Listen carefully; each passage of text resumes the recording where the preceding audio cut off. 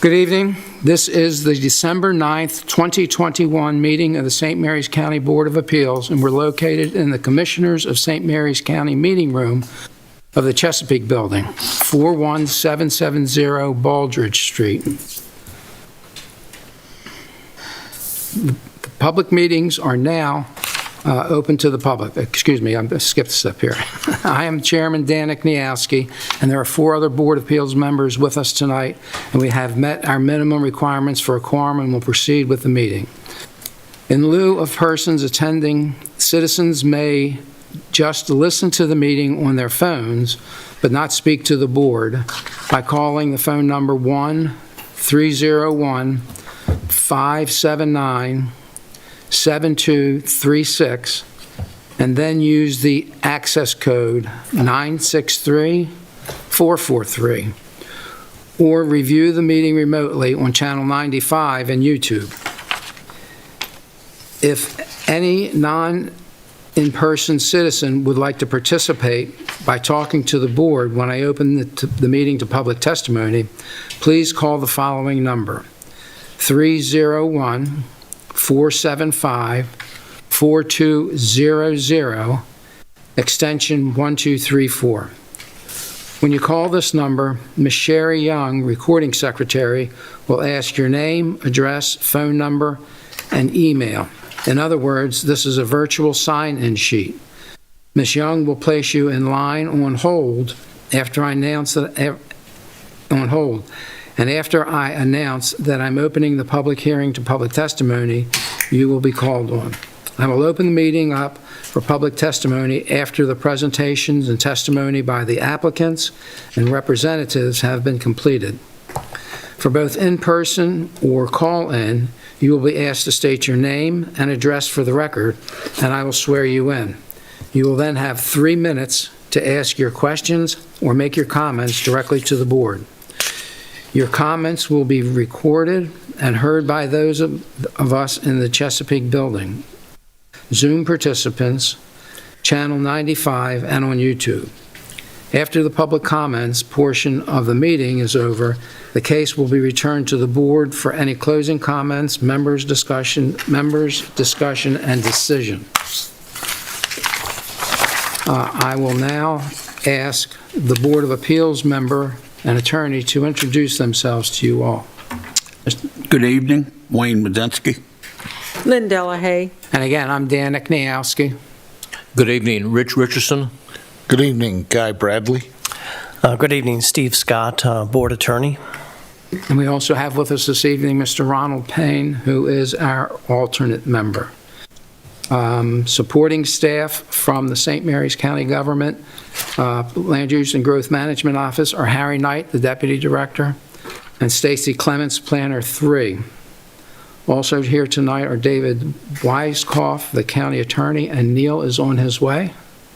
Neil Murphy, the Deputy Attorney, will be here soon. Donnie Mills, the Deputy Director of DPW, is here via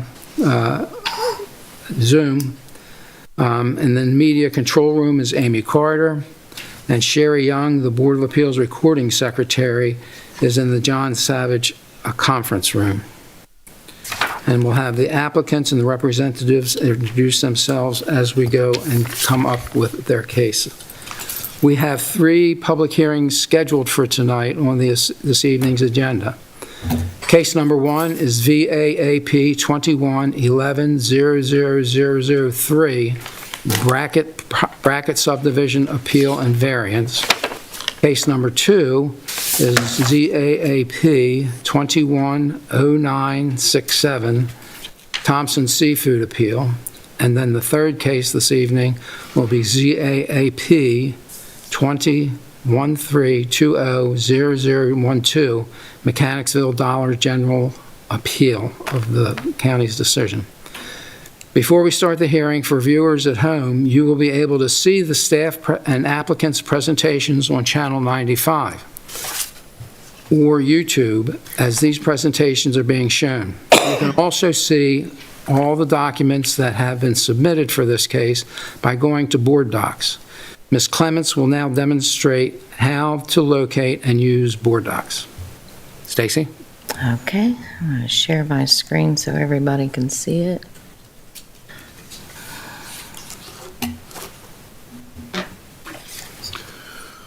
Okay, it's not sharing.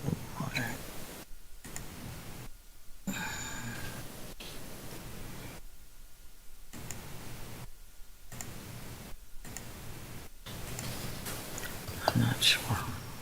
Here we go. Okay, first off, you want to go to stmarysmd.com. That's stmarysmd.com. Next, you're going to find the, along the ribbon, the tab called Board Docs. Once it starts loading, and it'll take a moment,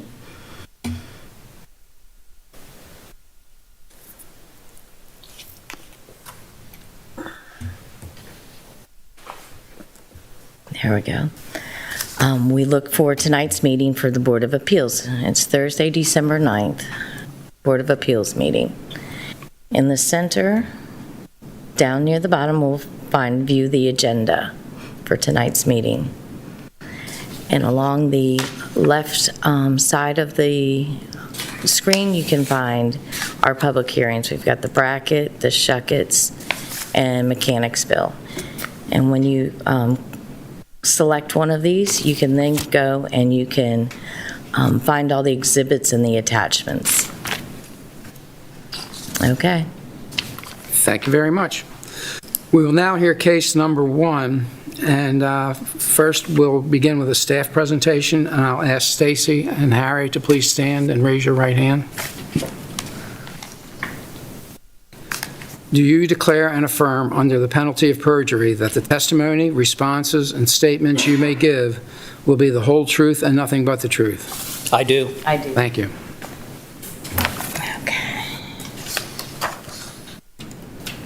Okay.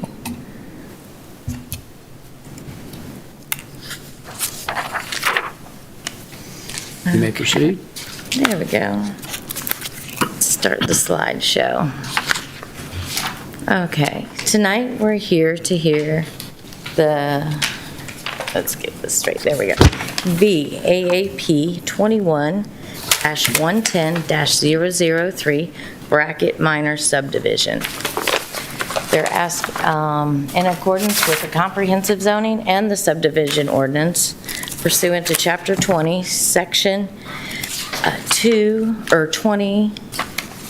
20.3.3 of the subdivision ordinance, the applicant is appeals and seeks a variance from Section 30.1 or 30.14, the private road standards, including the minimum travel way width prescribed in Table 30.14.6 of the subdivision ordinance. Okay. The legal ad was printed in the local newspaper, Southern Maryland News, on November 19th and November 26th of 2021. The applicant posted and originally, and then Blugum reposted the property and sent notifications to the neighbors with access to Harvest Lane and within 200 feet prior to November 24th, 2021. Okay. The owners are Joshua and Marie Brackett. The agent is Christopher Longmore. It is located on Harvest Lane in Mechanicsville. Let's see, the proposed conditions, they're planning to add a farmstead by reducing the size of the original existing outparcel without upgrading the existing private road to meet all the private road standards. The agency's reviews and approvals, proposed subdivision has been reviewed by all applicable agencies. It is located at Harvest Lane up in Mechanicsville. The land use is rural preservation. Zoning is also rural preservation district.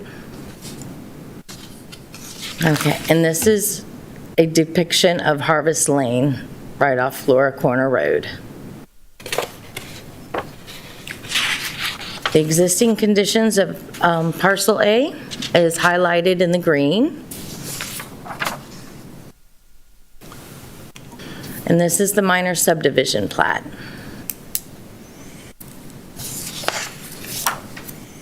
Right here, we have the farmstead that they are trying to recreate, or to create with this subdivision, along with out parcel A, the remainder of the parcel. Okay. Here's the proposed access easement that they are hoping to use to access the farmstead, highlighted in red.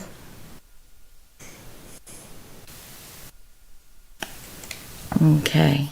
Definitions to help you this evening would be a private road, a private access driver lane to more than one resident, which is contained within a lot or a parcel, and which is not dedicated to the county.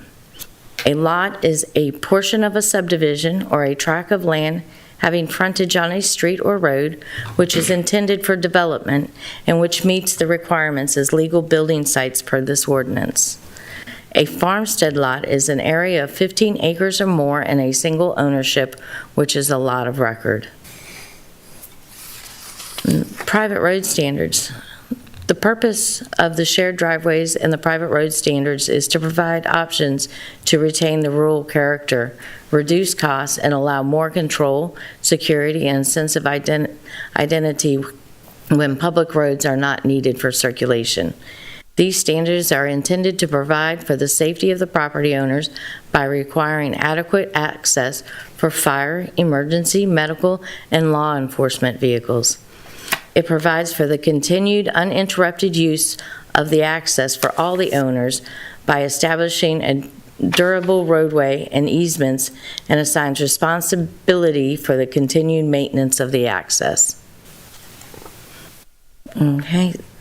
Subdivision Ordinance Section 30.14.5, the general provisions of private road standards includes, for private roads, the designed vehicle for an emergency response service delivery type vehicle is a 30-foot single-unit truck. B, a private road shall be included in the overall development plan. And C, subdivisions consisting of 7 or more residential lots or less, or farmstead subdivisions may be served by a private road. All subdivisions except farmsteads and lots approved through the family conveyance provisions of the ordinance proposed with 8 lots or more shall be served by a public road in accordance with the provisions contained herein. So I'm going to interrupt Stacy just to help lay out the facts of this case. So we have a private road which currently has 8 lots. The 8th lot was approved with a family conveyance. Then you have farmsteads, which do not count as lots on that maximum 7. We have 8 because of a family conveyance.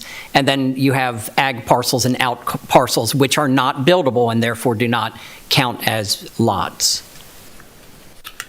Okay. Any questions? Yeah. Okay. I'll continue. Here's the table for the private road standards, the shared driveways, commercials, one-way and two-ways for reference if we need it during discussions tonight. Okay, here's the entrance of Harvest Lane from Flora Corner Road.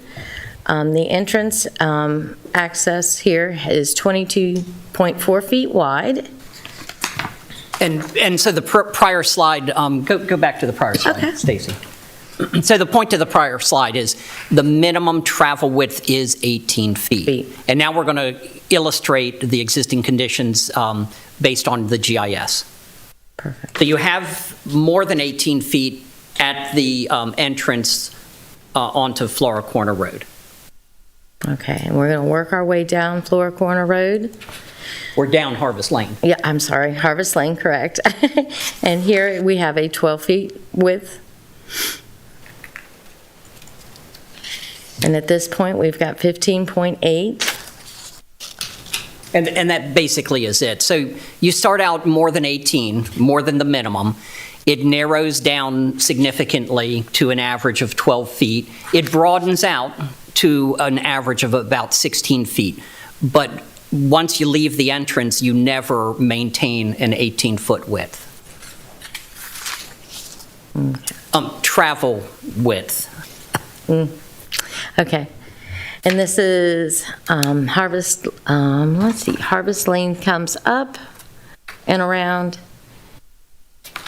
and they want to continue the access easement from this point all the way back to the proposed, through out parcel A to the proposed farmstead. Yeah, and technically Harvest Lane terminates just before the pond.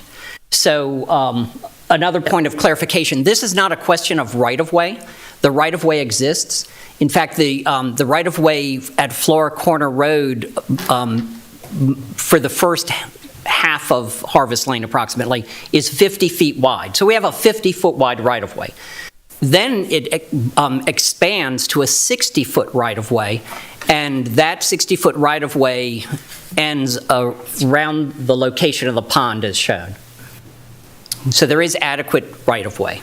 And then from there on will be what? That'll be the access that The you showed access earlier? easement, There's an existing 20-foot wide access easement. I believe. Let me double check that.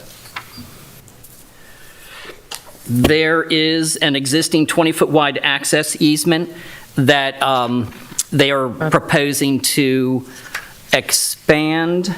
And can you go back to the subdivision plat? Mm-hmm. So there, no, go Oh, you forward want- one to the okay. detail. So can you point out, it's there. So the This is 20-foot fine. access easement will be expanded to meet the minimum 22-foot.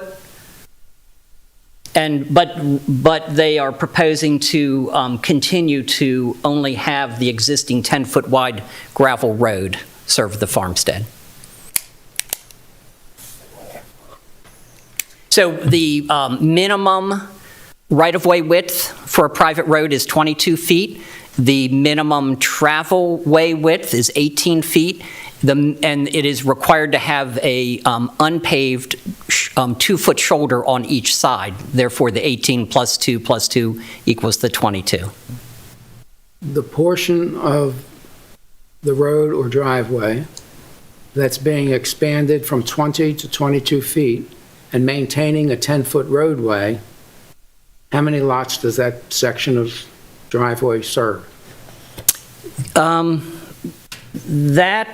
portion of that 20-foot easement leads to and so it might be helpful to go forward to where we have the shared driveway. There we go. It's right through here. Yeah, but if you'll go forward.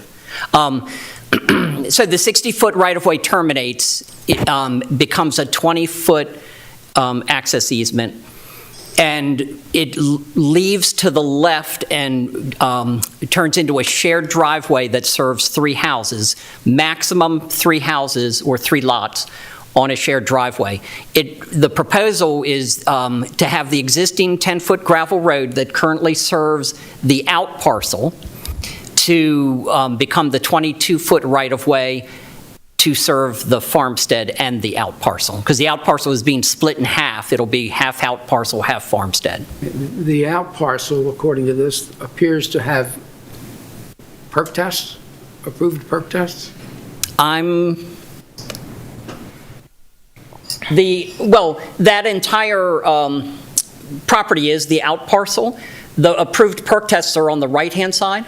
But that's, right there you go, Yeah, right those there. are Where's- farmstead. no, yeah. Right. The out parcel A has 2 failed perk tests. Failed? perk test? Failed. Okay, thank you. So that there will be the 3 lots plus this new one that are served by the 10-foot access drive. It would be a minimum 22-foot wide right-of-way, Okay. since that's the minimum for a private road under today's standards. Any other questions? And where does the road end currently? You told me, but I can't figure out where it ends. Harvest Lane, as depicted on our GIS, labeled with the blue line. fine. Can you go all the way back to the Harvest Lane map? Or, well, go forward. There you are. See the blue line there?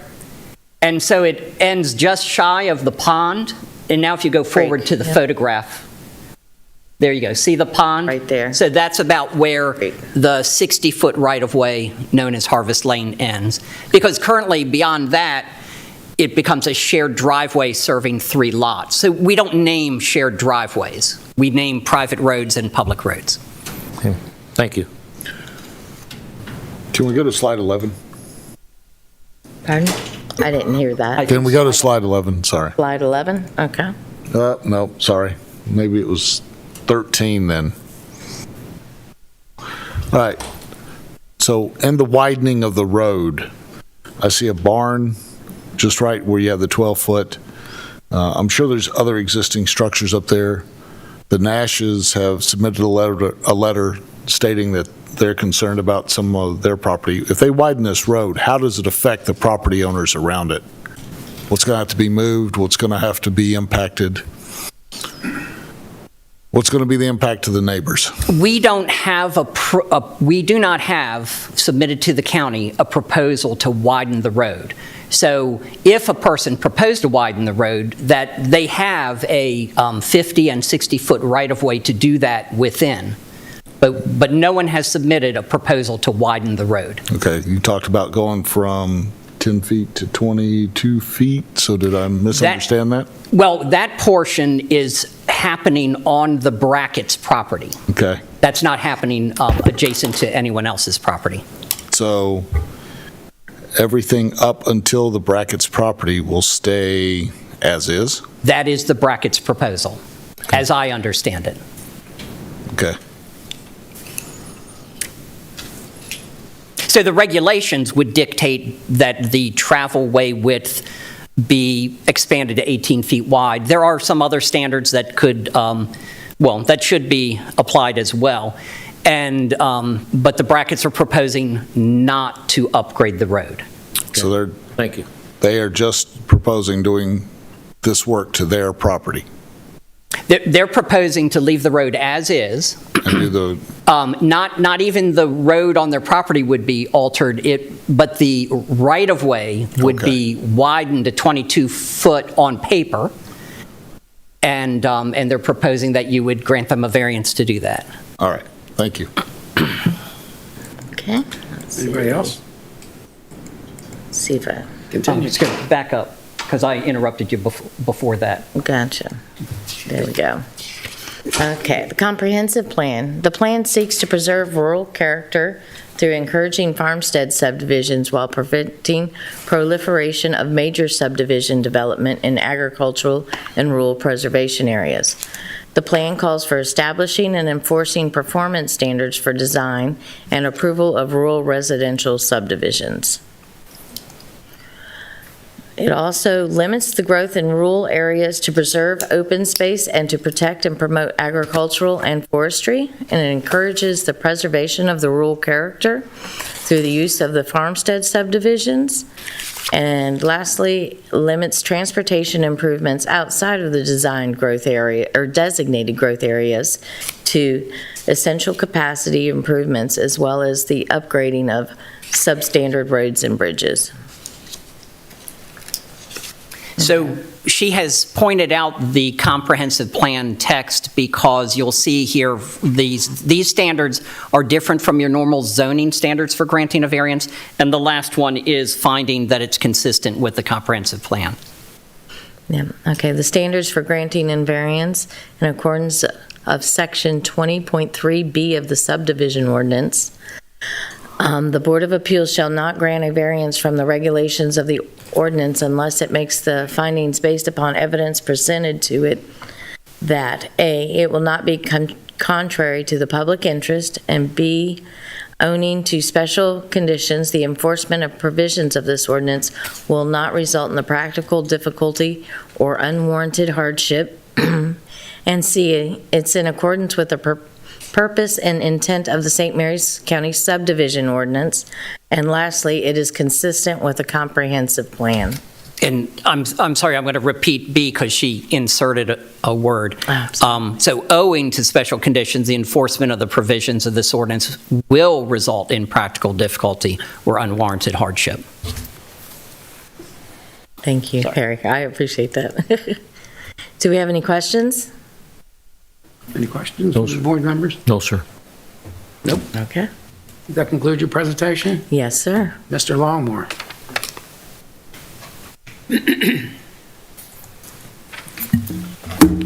I take it you'll have several witnesses to come in and to testify? We will. I expect to have at least two. And as we go through and have those people come up to testify, we'll swear them in at that time. Okay, that'll be fine. Thank you, Mr. Chairman.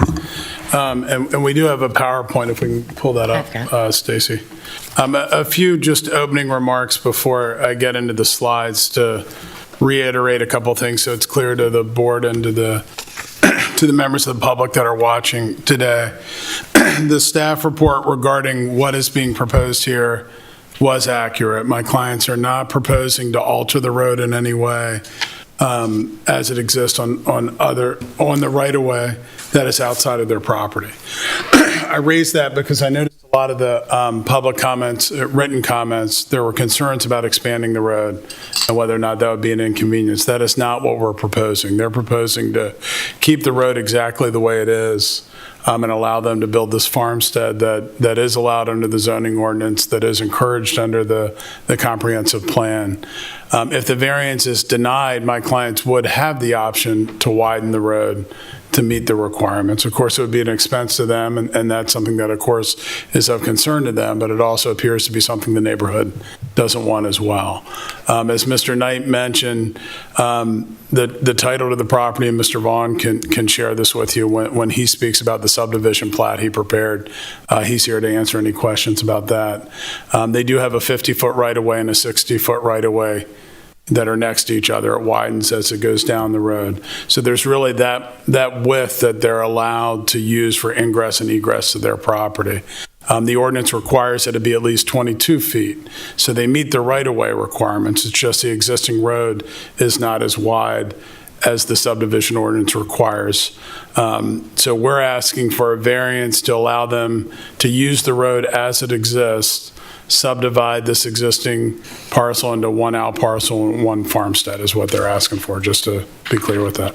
So if we go to the second slide, Stacy, I'll run through just kind of some of our prepared remarks. The property is owned by Joshua and Marie Brackett. Josh is here today in the back, and we'll probably give a few comments before. The applicants are actually contract purchasers and family members of his. That's Justin and Amy Brackett, who are also here in the audience with us, and Mr. Brackett will be coming up to speak in a couple minutes. The property contains 33.86 acres. And you can see the description of that on the subdivision plat that's in the record. It has 2 ponds on the property, barns, and an existing gravel drive as shown on the plat. And the subdivision, again, essentially is to divide it equally in half into 2 parcels. One would be the farmstead, which would, of course, be a lot of 16.93 acres. The minimum is 15 acres to be a farmstead. The other half of the property would remain as an out parcel, which would mean it would not have a building right for another home unless there's another subdivision done down the road, which there are no plans to do at this time. So that's the general description of the property. If we can flip to the next slide. This is just a GIS version of this. I think a copy of this or similar scale was in the staff report. If we can move to the next one, Stacy. This just shows the aerial photo a little closer up of the parcel that we're proposing to subdivide. This blown up version does show you the 2 ponds that are on there. You can see the pond in the lower left, which is the one that Mr. Knight and Ms. Clements were talking about, where the right-of-way would go beside that. And you can also see the barns in the out parcel there a little bit, so we thought that might be instructive to the board, and that other pond that's further into the out parcel. If we go to the next slide, this again is another slide of the road that's similar to what Mr. Knight and Ms. Clements have already shared, but we have it in our slides if there's any questions. And if we go to the next slide, that's the aerial photo from the GIS map. Showing, the aerial of that lane as it exists in the aerial photos, which I believe were taken last year. If we go to the next slide, this is the proposed subdivision plat. Mr. Vaughn is here, who prepared it for LSR. He'll be one of our witnesses if you have any questions about the plat or the engineering. I know there are a couple of questions about the expansion of that right-of-way, and as Mr. Knight shared, that will expand the right-of-way on the Brackett property to meet the subdivision ordinance requirements for the width of that. They'll really be the only ones using the road at that point, so they're proposing to keep the width of that road the same for their farmstead that they're asking to be created through this process. If we go to the next slide, this is the subdivision ordinance variance standards that Mr. Knight and Ms. Clements have already shared. The one thing I will note, because I got a couple of people have asked us as we've been preparing, you'll notice that on the agenda it's labeled as an appeal and variance. The reason that is that the subdivision ordinance says that upon appeal in specific cases, a variance can be granted. So we're not really appealing a decision of the director tonight. We're appealing to you to grant this variance is how I think the language of the ordinance reads. So we had to include that language in what we asked for. Mr. Hunt determined we had comments in the subdivision process that are in the record. One of those is that if you don't want to expand the road, you have to come for a variance, and that's what we're here asking for tonight. So that's why the term appeal is also in the notices. If we go to the next slide, I can now, what I'll do, we might go out of order a little bit. I'll ask Mr. Vaughn to come up and he can just share with you a little bit about the subdivision plat itself. And if you have any questions about the details of that, he'd be the best one to answer that. So I'll ask him up and then Mr. Brackett can come up after him. So Mr. Chairman, Mr. Vaughn will need to be sworn in. Mr. Lee, I have a question, and I hesitate asking it, but I'd rather ask you than ask the applicant. If the variance is approved, would the applicant share in the maintaining of the road as the other landowners do? Yes. This is not a bribe, it's just a question. No, they're aware of that, and even one of the comments that is in the subdivision comments that are in the record is that there needs to be a road maintenance agreement as part of the subdivision. So they understand that and are willing to participate in that. But please understand, this is not a bribe. It's just a question that I think I needed to ask. Certainly, and I believe that's a requirement if I'm not correct, and Mr. Knight or Mr. Hunt could confirm that, but they are willing and able to. In one of the letters, it says there's somebody did not belong to that area and did not contribute. So Right. that's why I asked the question. Yeah, Mr. Longmore is correct. The subdivision ordinance does require that a private road maintenance agreement be recorded along with the plat. And there hasn't been one done to date for what exists today. This I don't know, sir. I did not research that. I'm sorry.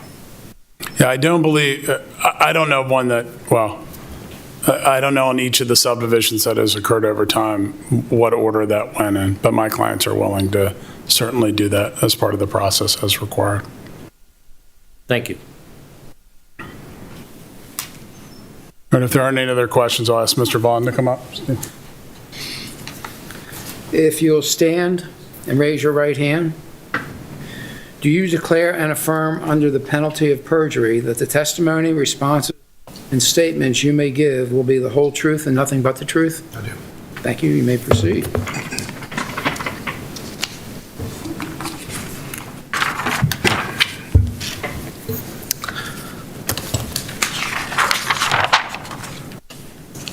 As the county staff and Mr. Longmore pointed out, this is a subdivision that I have prepared for the brackets.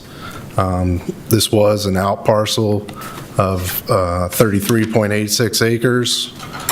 We are proposing to divide the property in half, creating one farmstead that is the 16.93 acres and keeping an out parcel of also 16.93 acres. With the right-of-ways that are there, it's been pointed out that there is a 50-foot right-of-way from Flora Corner Road, approximately halfway down Harvest Lane. Then it increases to a 60-foot wide right-of-way. And then there is a 20-foot right-of-way, which also acts as a shared driveway for one parcel of record and 2 farmsteads. We are proposing to increase a portion of that 20-foot right-of-way to a 22-foot right-of-way, and also extend the 22-foot right-of-way over the existing road as it passes by the pond and on to the farmstead. That's pretty much my description of the subdivision, if you all have any questions about it. Explain what a farmstead is different than a regular home. So a farmstead is defined as being 15 acres or more, and it is a building lot. It is a lot of record. The only difference between a lot of record and a farmstead is the acreage being at least 15 acres. Thank you. What's the condition of the land adjacent to the road, especially where the private drive or roadway is 10 foot wide? So where it's 10 feet wide, it's open grass, and some of it, I believe, is agricultural. Where the pond is, that area is all open. The existing 10-foot wide road on the Brackett's property, accesses the existing barns that are there currently, and also the fields to the north of the property. Thank you. I'm a little confused. The 22 feet, that's what's there now? So there's the roadway is a 10-foot wide roadway. I'm talking about from the pond out to Flora Corner. Okay, so from the roadway from the pond all the way out to Flora Corner varies from approximately 12 feet to 16 feet for the majority of it. Right at the entrance, it is wider. But the right-of-ways, there's a 60-foot wide right-of-way that was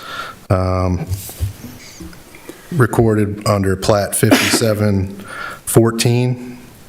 And then further, I don't have the plat reference for the 50-foot right-of-way that goes all the way out to Flora Corner Road, but it's a continuous right-of-way. It's just, it varies in width from 50 to 60, then down to 20 is what currently exists. But for the most part, that entire road's only 10 feet, 12 feet. Right. The right-of-way is 50 or 60, 50, and then wanting to be 22. But the road itself within that right-of-way is 10 foot wide in most places, and it varies.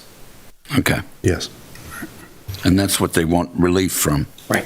Right. They do not want to widen that gravel road To 18 feet. to 18 feet. That's correct. And Harvest Lane is approximately 4,000 feet from the pond out to the entrance is approximately 4,000 feet.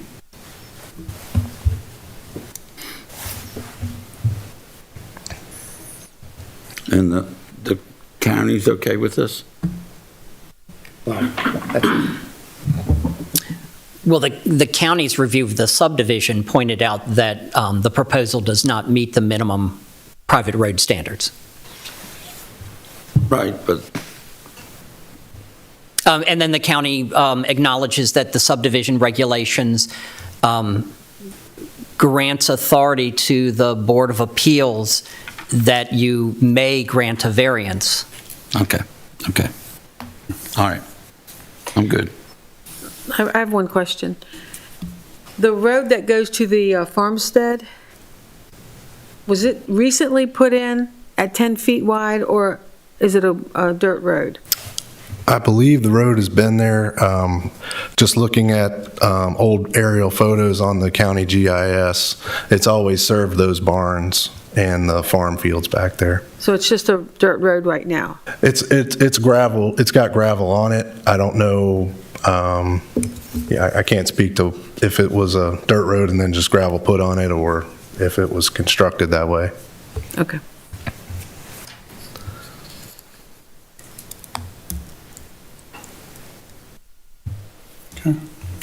Does the board have any other questions? Mr. Vaughn, at this time, he'll certainly be here if any others arise, and if there's any questions from the public, I'll be happy to address them as well.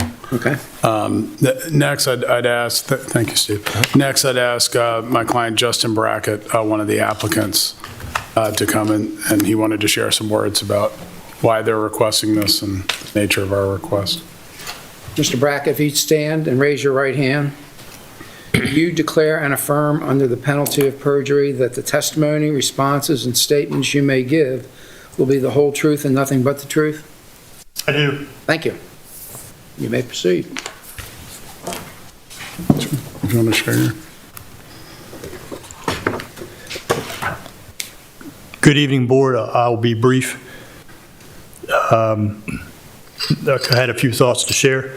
It's certainly been a big year for everybody. Never would I have thought that after living here in St. Mary's County for more than 2 decades that I'd have a chance to live next door to my brother. It just wasn't a possibility until now. And now it's a pretty exciting possibility. I certainly never thought I'd have to hire a lawyer to build a farm. So it's definitely a year of first. We would really like to have the opportunity to build our forever home at the Brackett family farm.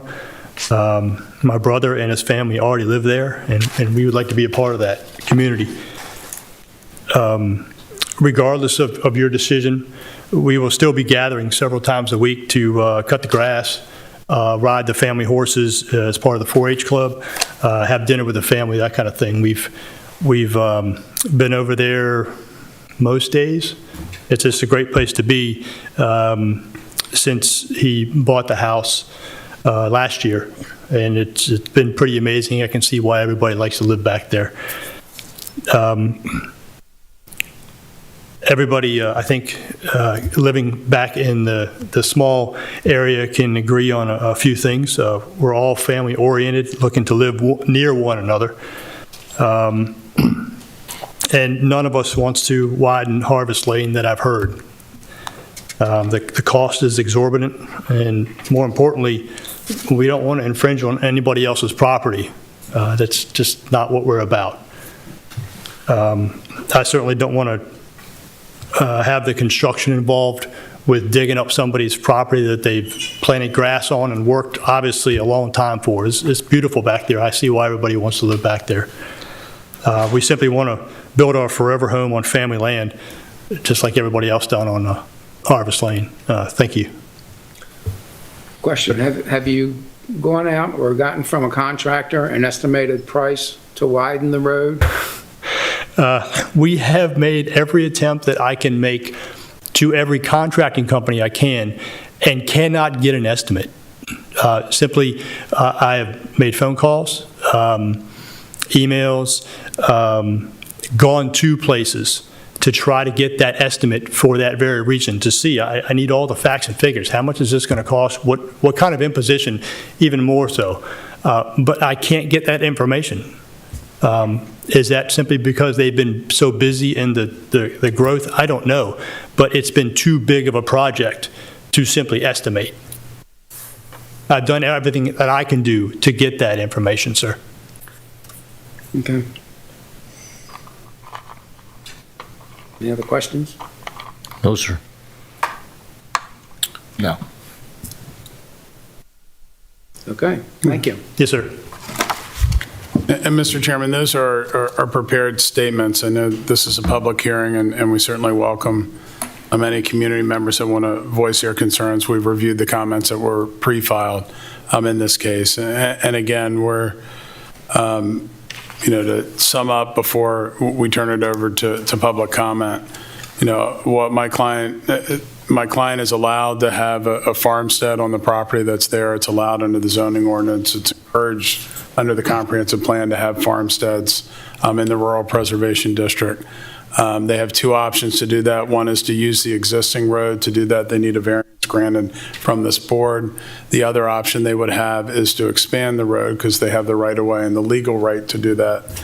They would prefer not to do that for 2 big reasons. One, the exorbitant cost, as my client just shared, and secondly, they don't want to put that imposition on their neighbors that they plan to live next to for a long time, because a lot of the comments seem to be that nobody in that neighborhood wants it expanded. They want to keep it and they don't want that hassle.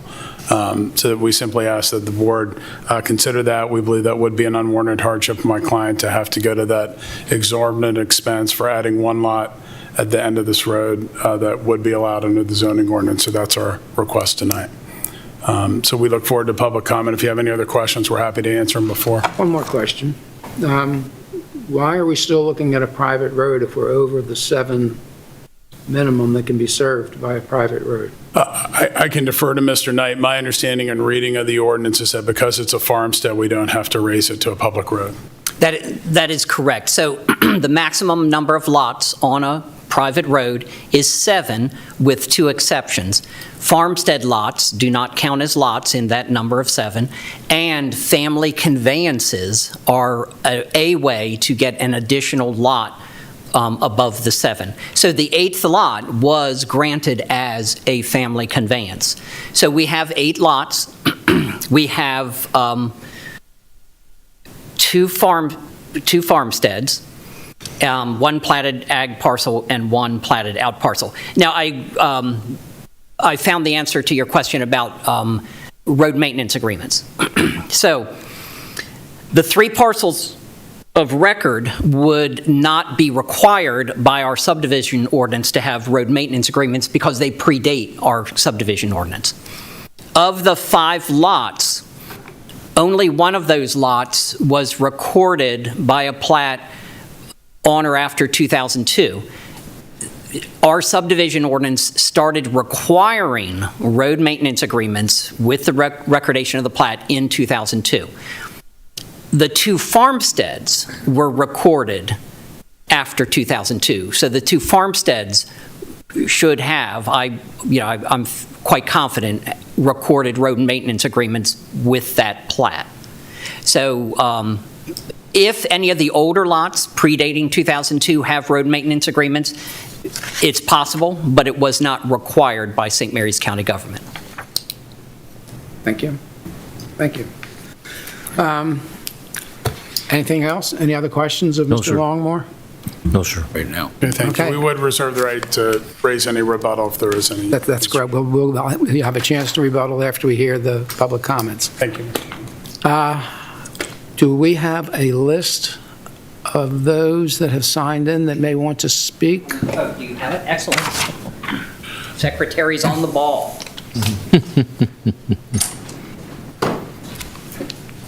Thank you, ma'am. Okay.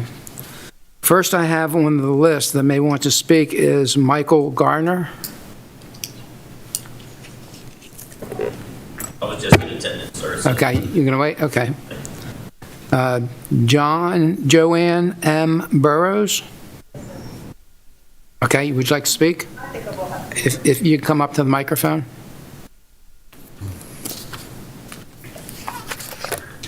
And for the record, would you state your name and address? Joanne Burrows, 28540 Harvest Lane, Mechanicsville, Maryland. Okay, and if you'd raise your right hand, and do you declare and affirm under the penalty of perjury that the testimony, responses, and statements you may give will be the whole truth and nothing but the truth? Yes, sir. Thank you. You may proceed. Thank you. Mine's very brief, actually. I wrote a comment that you all have already read. I do feel a little for Mr. Brackett, who's making the request, because he's right. Harvest Lane is a great place to live. I've been there for 35 years. Widening of the road is what I heard a lot of, which is why I'm stepping up here. The traffic, the amount of traffic we have now on the road has been substantial. We've all grown families. We all have children. We all have extra vehicles. So the extra traffic on the road is a big concern to me, because we are maintaining the road ourselves. All of the family maintains the road with millings and tractors and shovels, and that's how we do it, and that's what we've been doing. So if no widening happens, that's wonderful, but how much more traffic can we handle on Harvest Lane? That's the biggest concern. And I know that he was mentioning a forever farm and a forever home to live in, and that might be right, but we all know this. Anybody can sell their property, anybody can decide to move, anybody new can move in, and it doesn't mean that you're going to be one family on one farmstead. And then the out parcel is big enough for another farmstead, if I understand the rules. So my concern is the amount of traffic on the road. And I do feel for him a bit because I love it down there myself. But I know when his brother bought that property, all these rules were in place. And I think, due diligence is knowing what you're buying when you buy it. So that's my answer. Thank you. Just a second. Board have any questions? I see you go both ways here, so do you want it widened or I not? would prefer the parcel not be granted because I don't know what's going to happen in the future because of that. I feel what he's saying, that he would love to live there, but I don't think the farmstead is a good idea because it's more traffic on my road, more traffic for us to maintain the private road. And after that, what about the next parcel that's already as much property? Can that turn into a farmstead as well? Is that another property and more people on my road? And I do know that as it was existing, all those rules were there, that we were at capacity. And I would just not like to have the farmstead placed there. Because when that was sold, when the property was sold, everybody should have seen those rules and know what those rules are, because it was public record, how many houses were there and what needed to be done. Thank you. Any other questions? No, sir. So, let me make sure I phrase this question correctly. The variance that he's coming before us, the board today, is so he doesn't have to widen the road. Yes, there's a farmstead there. Yes, the family wants to build there. They only want the variance for their property back. So the road, if the variance is granted, the road won't be widened at all. Nothing will be done to it. It's just his property and back will be affected. And then they're talking about building their forever home, and it'd be for their family, which everybody can understand. Have you guys discussed any of that amongst yourselves and asked any questions and said, hey, this is how we feel, this is what we want to do? Or has this been kind of the first time that anybody's been able to listen to your comments, ma'am? I think it's the first time anybody's been able to listen to my comments. I've lived on that road and no one has stopped in to ask me any questions. But to what you said, I understand what they're asking for on their end of the farm, but you have to start at Floor Corner and come in. So all of their traffic Okay, comes in Floor Corner Road, which is just an awful lot of traffic now because we've grown. right. And just growing more, I think, would take away from our rural preserve. We are right next to farm preserve property, which is wonderful. On the other side, we have agricultural property as well, and it would just be nice to keep it as wide as we can. The amount of traffic is what my bigger concern is, the amount of traffic. So, I understand what he's saying about the road, but all of that traffic has to go from Floor Corner all the way in. okay. So here's the conundrum. If we don't grant the variance, then they have to widen the road. That means more traffic. And to your concern about the future, the possibility of the future, if we do grant the variance, the road stays the same. They still build their farmhouse like they want to do, have their farmstead. But the concern that you also seem to have is that somebody else could use the other property as another farmstead and add to more traffic. That's my. Sounds like a conversation amongst neighbors. So I'm glad you got your voice heard today. Thank you. Thank you. Anything else? Thank you. Thank you. The next person I have on the list here is Lena K. Gardner.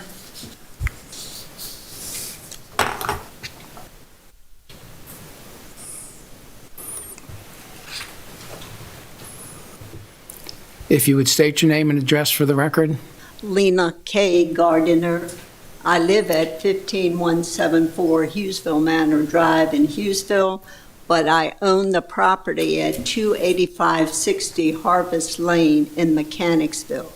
Okay. And my son lives in the house. Okay. Go ahead. Okay, and if you would raise your right hand. Do you declare and affirm under the penalty of perjury that the testimony, responses, and statements you may give will be the whole truth and nothing but the truth? Yes. Okay, I'm sorry. Go ahead now. I guess my biggest concern is the additional traffic that another house is going to bring to this property.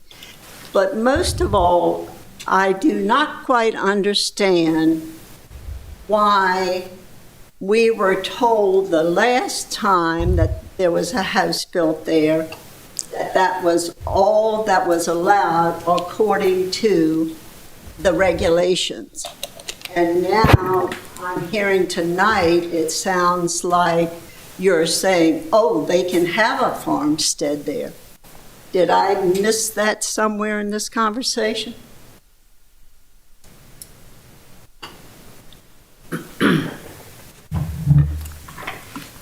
We certainly have discussed tonight a proposed farmstead, Okay. and it appears it could be approved one of two ways. The applicant could succeed in having the variance approved, or the applicant could not receive a variance and still have the option to upgrade the road within the existing right-of-way to meet private road standards. Mr. Knight, I think her question was, why is she hearing now that there's possibility of more houses being put out there on that road when she was under the impression that what existed was all that was allowed by law? It was the max. In fact, I think you've stated that a couple times tonight, that the max amount of houses have been built there unless the road is going to be brought up to state road standards. And let me tell you something. I don't believe anybody is going to pay the money to bring it up to state road standards, because you've got 1 mile of road from Floral Corner to the end where the last houses are. And that would be a really, really big bill. Understood. And Mr. Bradley, your question about her prior conversations with someone telling her that the road had already been maxed out, I don't believe I was a part of those conversations, so I really can't speak to those prior conversations. No, she was just asking. But isn't that what you were saying at the beginning of this thing, that there were 7 houses and then there were 2 farmsteads back there? Yes, so the technical term we have to apply here is lots. So there's a maximum of 7 lots on a private road with 2 exceptions: unlimited farmsteads and family conveyances. So they're proposing a farmstead, so they are not limited to the number of 7. However, the farmstead is a subdivision request, and subdivisions are subject to private road standards. So the road does not meet private road standards. They're not proposing to bring it up to private road standards.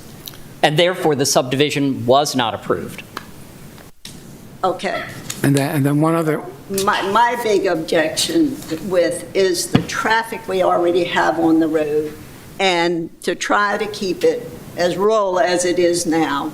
We have a farm on one side that's in farm preserve, and there's been an awful lot of building around there that causes an awful lot of water to come down into that stream, which they're talking about just before you go into the end of the road where these 3 houses are and the farmstead. And there was substantial flooding there one time, just recently when we had the real heavy rain. So,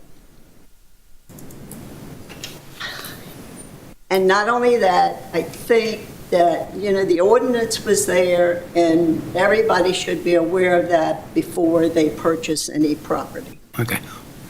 One clarification. Yes. You've indicated that the standard to build the road to was the state standards. Those are substantially more than what the standards are in the county's regulations. Oh, It's only 18 foot wide is what we're talking about here for a road, a gravel road, 18 foot wide. Yes. Okay, it's not state standards where it's paved and all of that.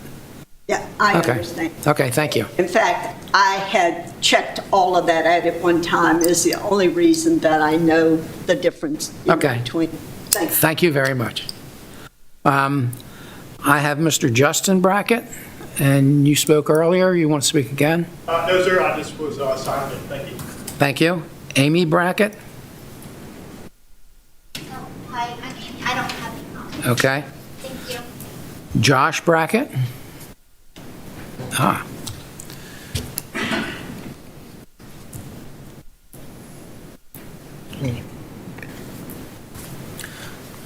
Would you state your name and address for the record? Joshua Brackett. Sorry, what was the rest? And your address? Speak into the microphone. Again, your name and address. Joshua Brackett. My address is 28600 Harvest Lane, Mechanicsville, Maryland. Okay, and if you would raise your right hand, please. Do you declare and affirm under the penalty of perjury that the testimony, responses, and statements you may give will be the whole truth and nothing but the truth? Yes, sir. Okay, please go ahead. Like I said, my name is Josh Brackett. I had the fortune of being able to purchase the property at the end of Harvest Lane back in November of 19. My intention was to buy the property that was for sale and build back there and rehab the farm that was there that had overgrown. That was my intention. I was met with a lot of opposition by the neighbors on Harvest Lane itself. Pretty much the first day I showed up on the property. I showed up with a contractor to find out how much it would be to widen the road at that point. And at that point, they said it would be around $70,000 to $80,000 to widen it to the private road standard. At that point, a risk and bought the property hoping that I could have it perk test to where I would be able to build back there. With having opposition from the neighbors and not wanting to widen the road, I was then able to purchase the house right next to the property that I had already purchased. I purchased the 33 acres, had that, was going to build there, wasn't able to, didn't want to upset the neighbors.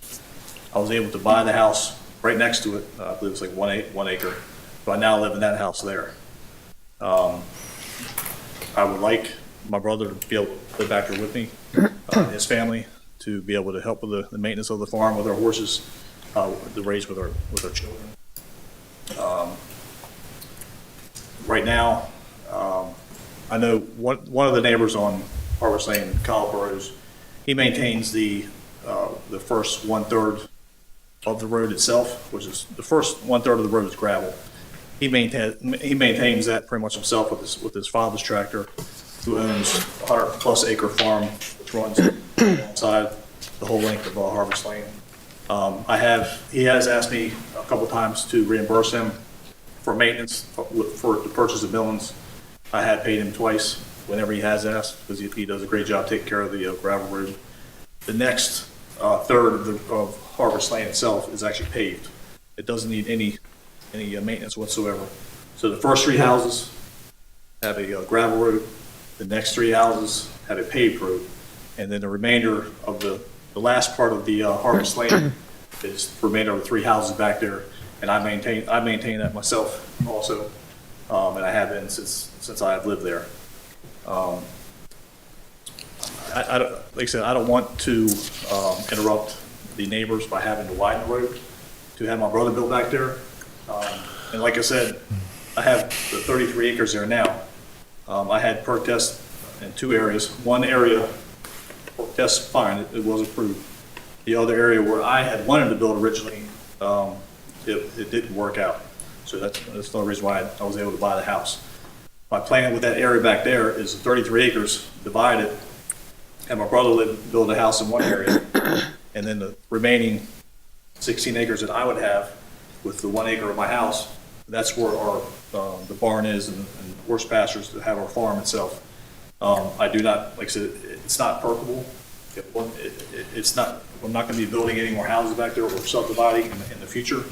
I believe I had the last piece of property back there that was able to be perked or divided into an actual farmstead, 15 acres or more, to build a house. So this is actually the last piece of property back there at all to build, because they said the one neighbor's father owns pretty much the entire length of the right side of Harvest Lane, all the way back 100+ acres, which is all in agriculture. So that will never be touched or built on anymore. Okay. Being able to build any more houses, I don't believe any houses could be built back there unless it turns into the state requirements, if it was less than 15 acres to turn over to the county. That's what we don't want to do. It's very peaceful back there. It's a very nice piece of property. he said, I have tried to interact with the neighbors at the beginning, there was a lot of opposition, but just keep our peace. Okay. Board members have any questions? No, sir. You said you maintained the gravel road for the last part of that road there? Yes, one of the neighbors, he has maintained the first 1/3 that's gravel. He gets milling. He does that. I guess the neighbors along the way give him money to purchase a mill and to maintain it. I have paid him twice since I've lived there, and whenever he does that, the next portion's paid. And beyond that, for those 3 houses back there, I've got millings done the whole length of that, and we maintained it since then. Okay. Pretty substantial cost, I take it. Yeah. Okay. But yes, I plan to help maintain the road. Like I said, Mr. Kyle Burrows, who does the front half, if he needs something doing the front, I have no problem. I'm a tractor myself to help maintain the front portion of the roadway. But she's only asked for contributions towards the millings, which I have done.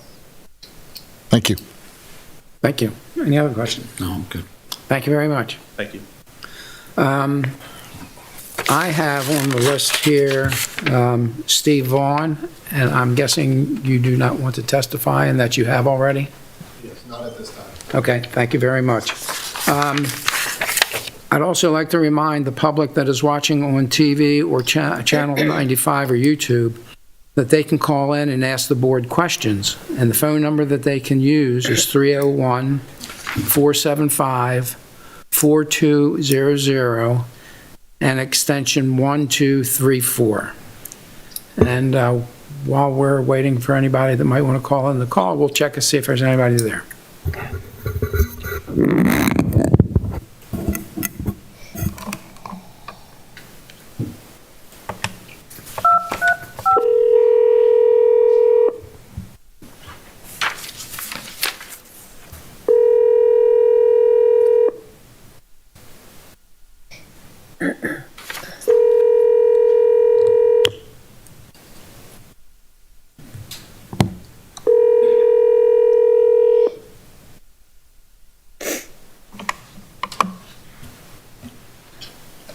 We don't have anything, or no answer yet.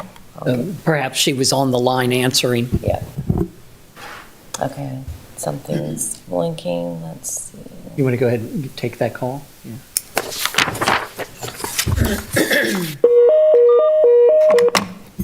My apologies. While we're waiting, is there anybody else who would like to make any public comment for or against the project? Thank you all. This is the St. Mary's County Board of Appeals bracket hearing. Can I get your name and address? Yes, my name is Todd Burrows. My address is 22280 Meadow Lane, Leonardtown, Maryland, 20650. Okay, the chairman is going to administer the oath, and then you will have 3 minutes that you can give your testimony. Okay, sir. Do you declare and affirm under the penalty of perjury that the testimony, responses, and statements you may give will be the whole truth and nothing but the truth? I do. Okay, you may proceed. Thank you. I've heard testimony speaking to the concept of family orientation. Let's talk about being family oriented and what that means. I've lived in St. Mary's County for 42 years. I grew up on Harvest Lane and always felt safe. Now when my children come visit my childhood home and want to play outside, it raises a feeling of worry because it's not safe. It's not safe because the road has turned into a racetrack and there's a clear lack of respect from those who do not understand the history of the road. This continues despite numerous requests to slow down. It hurts my heart and the heart of my mother to see what Harvest Lane has become. This will only make the situation worse. Eventually, someone will get physically hurt. It's not a matter of if, but when. I implore the board to take this into consideration and to not make a bad situation even worse. Thank you for your time. Hold on a second. Do the board members have any questions? No, sir. No, sir. Okay, thank you very much. Thank you. Thank you. You want to check, see if we have any more? She'll check to see if we have more callers. Okay.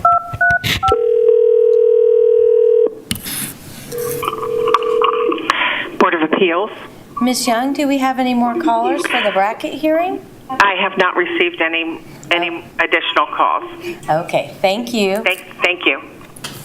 Then we will close the public testimony portion of the meeting, and I'll ask Mr. Longmore if he would like to come up and summarize.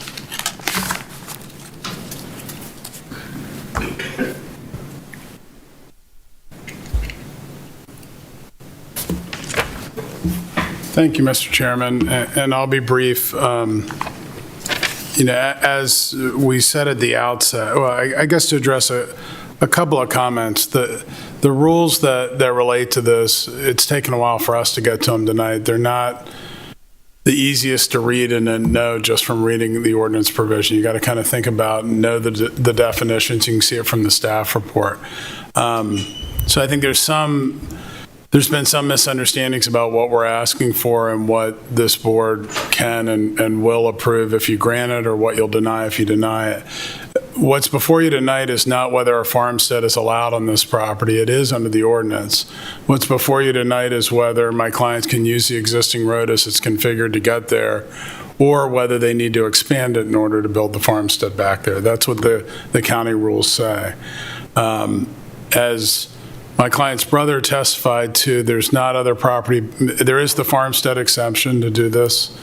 It sounds like from that, and I believe he's accurate from what I've seen, this is the last one on that road that can be done back there. So there's not going to be a whole bunch of farmsteads, but even if there were, they would have to come before this board to get a variance, and if they were dangerous at that time, the board would have that check that you have here tonight. We believe adding this one property to it, and given both my client's desire to avoid this exorbitant cost, but also the comments that are in the record from the public that submitted in writing and spoke here tonight, I haven't heard anybody that wants the road widened.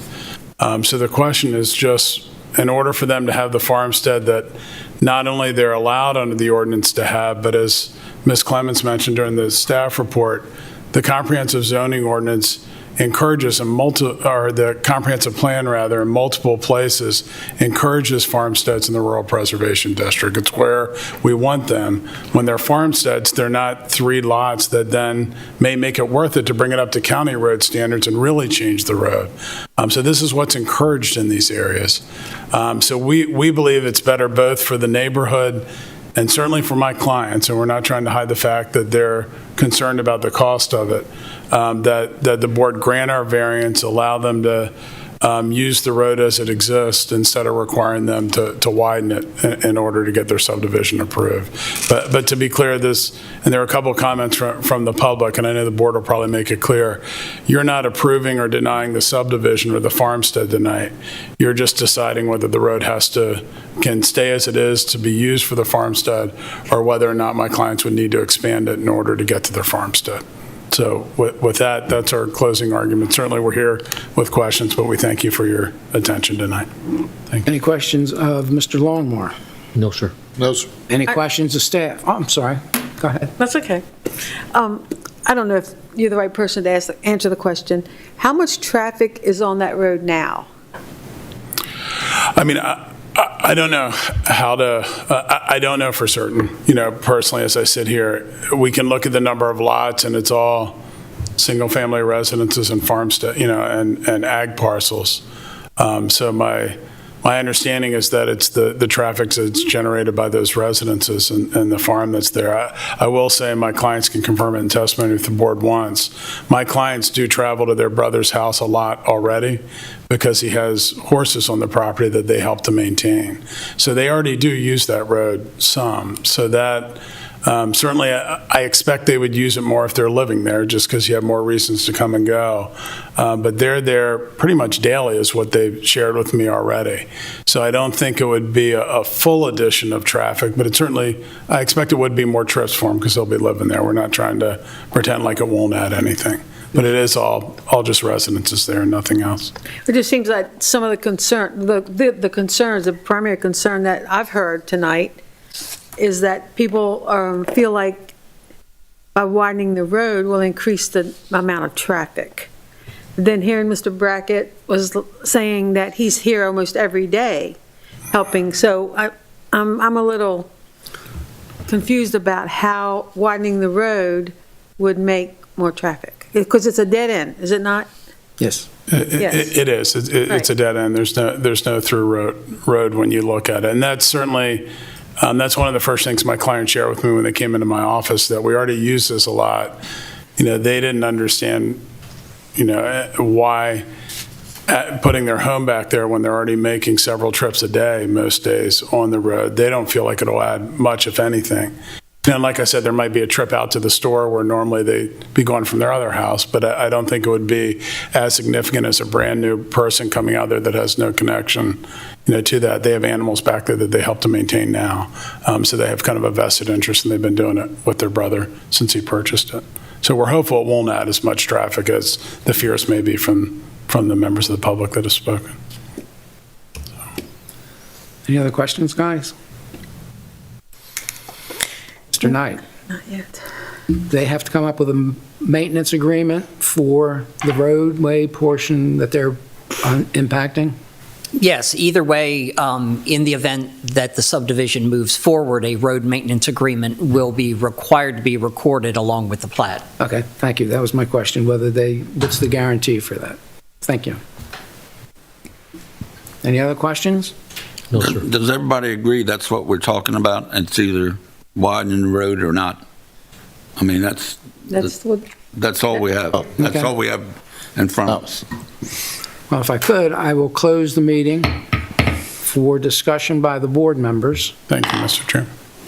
And anybody want to take a start? I think to answer Lynn's question, I saw in one of the letters there was 22 cars, kind of all the homes. There's a total of 22 cars. And I don't see where a problem of adding two more. Most families have 2 cars. I don't see a problem with traffic of adding 2 more cars. And they're, as you said, they're there often already. So I don't see a problem. If I remember correctly, and the numbers probably vary based upon urban areas or rural areas, but a rule of thumb for how many trips are generated by each residential lot is probably 10 to 12. So that would, and this Per may be- day? Per day, that's correct. I mean, and this could be more, this could be less. And again, it's just a rule of thumb, but I think that's the general area we're in. 12 times 9 is 108, 100, is that, did I multiply right? And some people don't leave at all. Right, well, when you think about it, it's a person going in and out. It's a mailman that serves everybody. Yeah. It's, delivery vehicles, especially this time of year. Yep. And oil trucks, utility trucks, all of that. So that's what goes into that number. And you have people that are probably, in this development, I would imagine, they're doing an extra trip by driving down to the end of the road to get mail or newspapers or that sort of thing, because I'm guessing they're not having delivered. And some of those vehicles are only going halfway down. Right. There've been other cases before us, though, that have been labeled as a subdivision, and those subdivisions have to meet the requirements of the county to widen those roads, and we've held them to that standard. But I think some of the differences in those other cases were that not only did the road not meet the standards, but I think the right-of-way didn't meet the standards. Now, of course, I've only been here a year, and that's and the Thompson one was that way. Yeah, but that was different. That was different than this. 7, and then the 8th one is the one that is the breaker and makes it a subdivision. That's the breaker right there. But this is a farmstead, so that, It's got 8 lots. This is a subdivision. It's a subdivision. And a significant difference with the Upton Lane case was they lacked the right-of-way. Right. This subdivision, except for the final 20-foot portion that they'd have to propose to increase to 22-foot, this has a 50-foot and a 60-foot right-of-way. So it's not a lack of right-of-way here. No, it's like a width of, for fire trucks and ambulances and things like to access that area back there. So as the staff report pointed out, as well as the presentation, per the private road standards, the vehicle that the standards must be designed for in this case is a 30-foot service vehicle. Could be an ambulance, could be a propane truck, could be a UPS truck. And of course, the majority would be residential vehicles. So the specific standards that I find the road lacks is the 18-foot width, which we've discussed numerous times, and then something that's referred to as turnouts to allow vehicles to pass. No one brought that issue up. No testimony thought that was a concern. I was getting there. There's a slide that shows the perk test back there. Isn't there 3 additional perk tests? There's 3 perk tests required, 3 successful perks with a septic easement required on the proposed farmstead. And then there were 2 failed perks on out parcel. Yeah, what would remain an out parcel.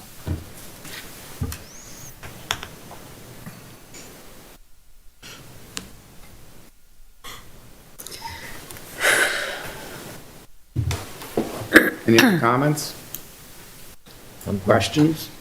Concerns?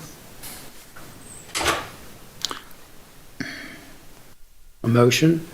Well, concerning this our parcel, and I know the neighbors are concerned about that too. Is there, because I know rules and regulations change over the years, and so does septics and everything else.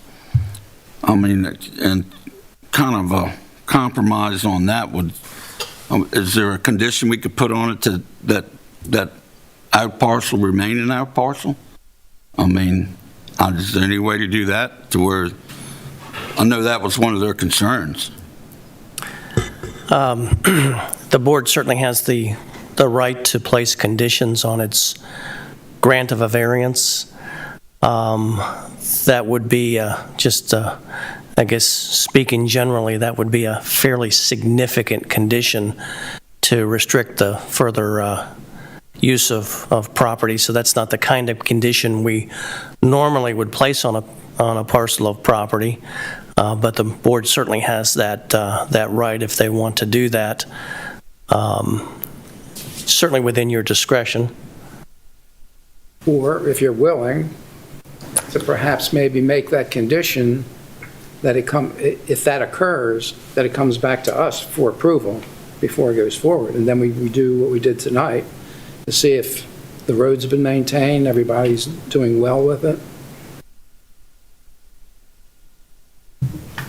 Yeah, and you could do that as well. And I think as Mr. Longmore pointed out, that I think that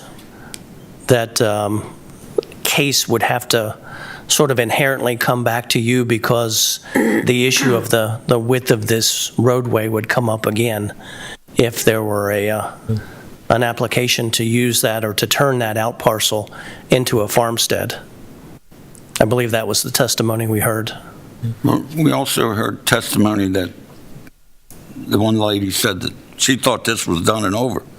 Correct, yeah. Yes, yeah. And I think the distinction that Mr. Knight had made that was applicable to that testimony was the definition of lot versus the definition of farmstead. Right. And yeah, I think that. Yeah. And further subdivision to convert the out parcel to a farmstead would only have to come back to the Board of Appeals if it would sought a variance from the road standards. Correct. Otherwise, the road could be widened, yes. So we don't need a condition, then it's automatic condition. Yes. Okay. Well, we're just discussing. Okay. You all ready for a motion? Yes. Yeah, go ahead. Okay. In the matter of VAAP number 21-110-003 Brackett subdivision, I move that the Board of Appeals, having made a finding that the granting of the variance is in accordance with the purpose and intent of St. Mary's County subdivision ordinance, I move to approve the variance request to reduce the minimum travel within the 18 to 10-foot And Mr. Chairman, I'm sorry to have to do this, but I feel that that draft motion is flawed because it did not address the turnouts. So it could be modified to mention the turnouts, or it could be broadened to say variance request to not meet the private road standards. I'm sorry, could you say that last part again? Well, it could simply say, approve the variance request to not meet the private road standards. But if you want to be more specific, this draft motion, which I do apologize for it being flawed, only mentions the travel width. But maybe it's your preference that you only vary the travel width, and then the applicant would need to provide the minimum turnouts. What's the minimum turnout? So per subdivision ordinance 30.14.6 design standards D, turnouts, there shall be areas where two vehicles can easily pass each other at least every 500 to 600 feet. And this road is approximately 4,000 feet long, so that would require a minimum of 7 locations that would allow two 30-foot vehicles to easily pass each other.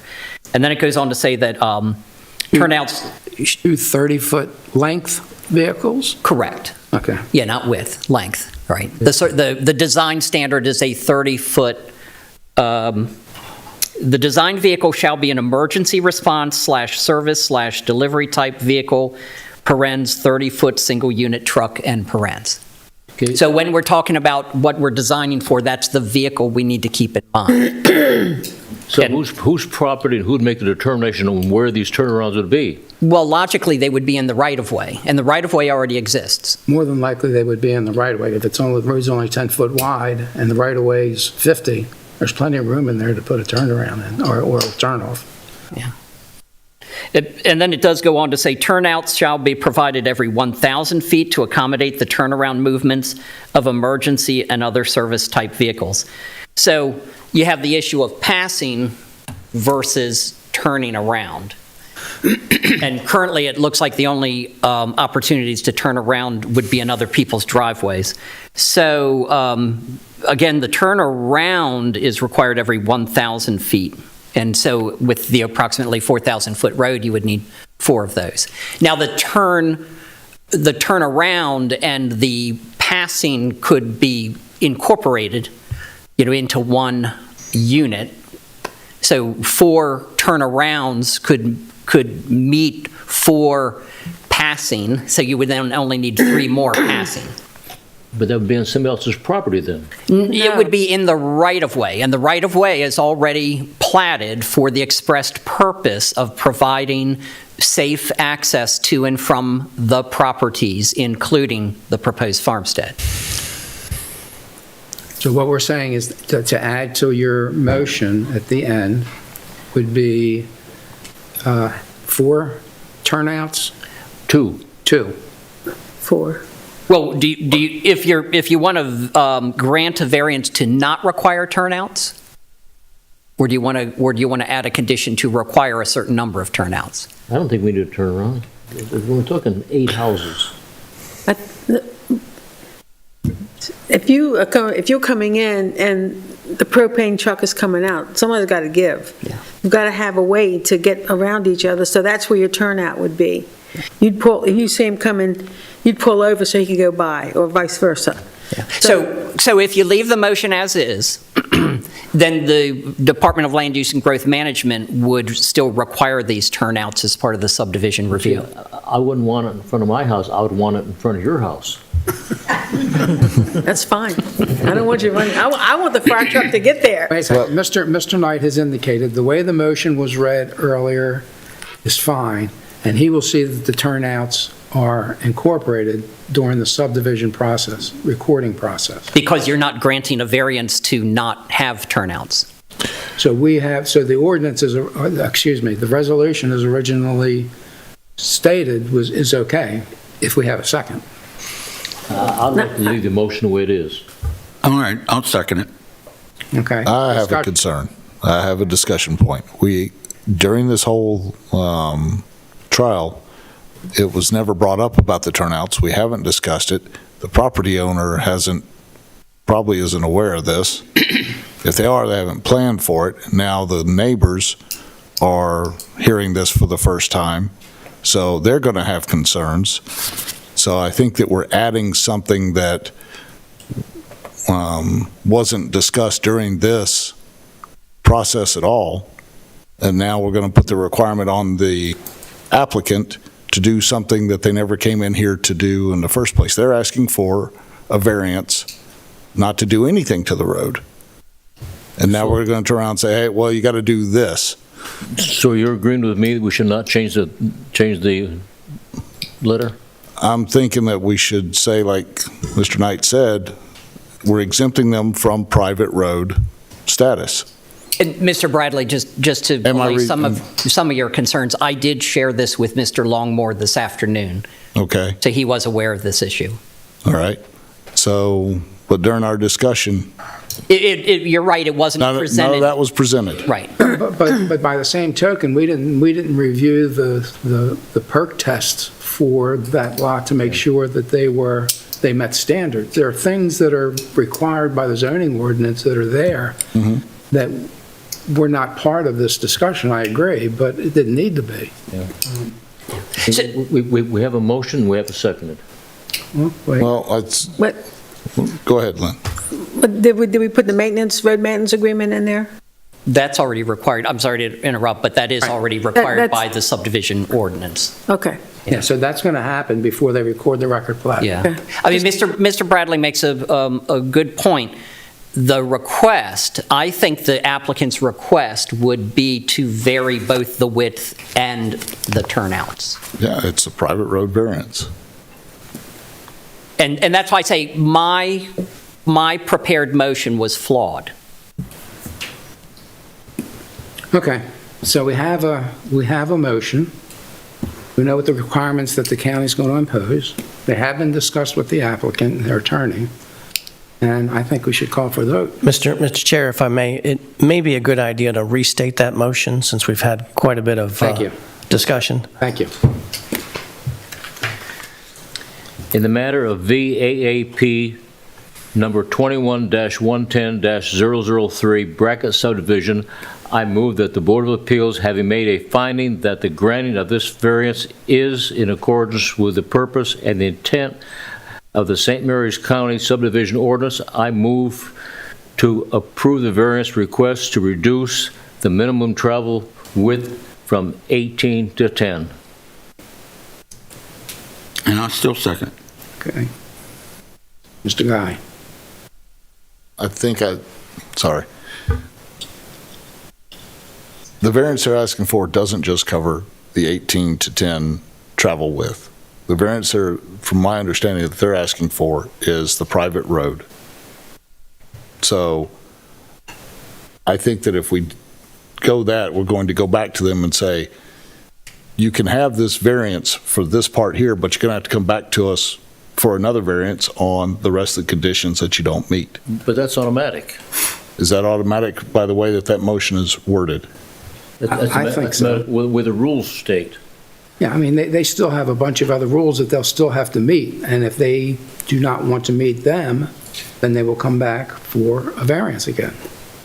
Yeah, I think the way that motion is worded, that it applies to the width of the roadway. Mm-hmm. If we were to consider a variance from the other private road standards, we would have to, and I think this is what Mr. Knight was saying, we'd have to amend that motion to make that clear.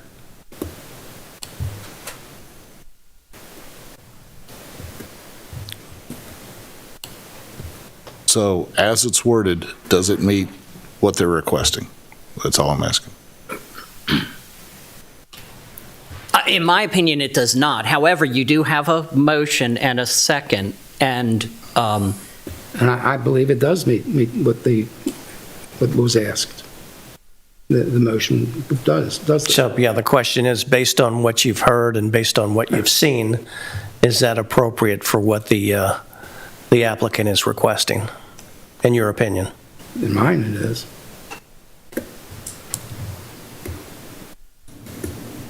Okay, let me call for it. Yes. Yes. Lynn? No. Yes. Yes. Yes. Okay, thank you.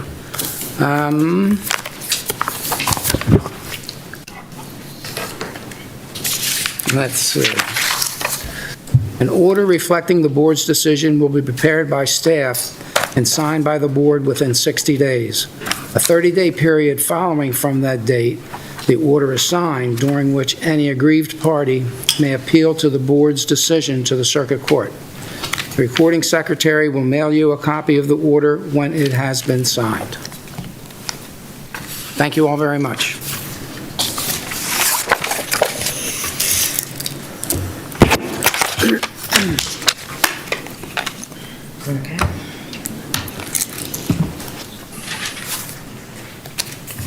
Okay, up next we will have case number 2, which is Shuckets LLC, Thompson Seafood Appeal. Mr. Longmore.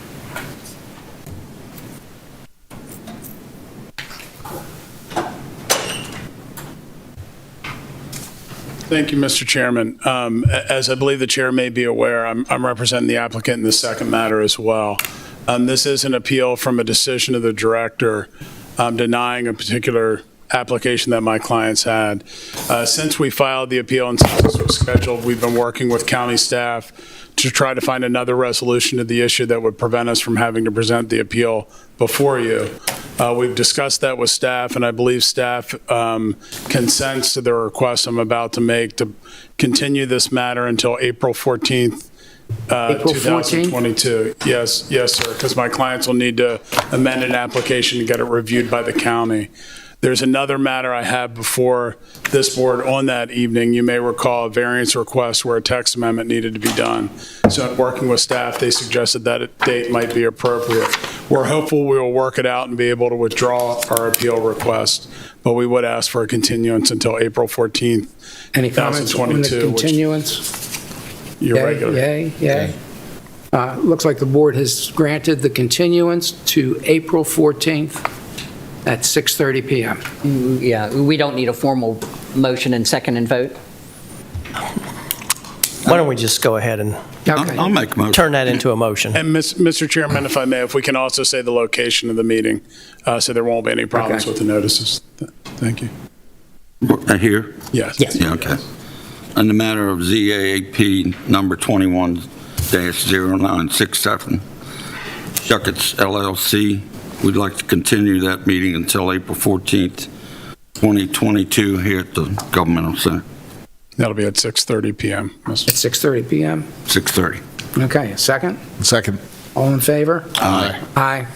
Okay. Thank you, Mr. Chairman. And if we could, take a 10-minute break until 20 after 8, and then we'll begin the last case.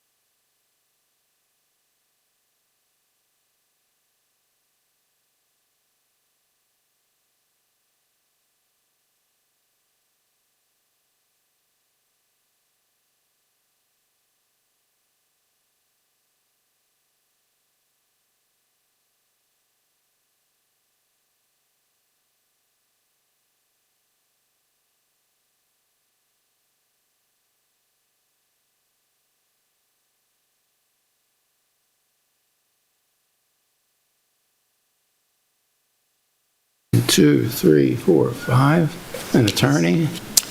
Another attorney. We're ready to go. Okay. I'll call the meeting back to order. We will now have the presentation of our third case for this evening, ZAAP 20-132-00012, Mechanicsville Dollar General. And I guess we will have Mr. Knight and Mrs. Clements make the presentation for the county. And I would remind you all, you've been sworn in for the meeting tonight.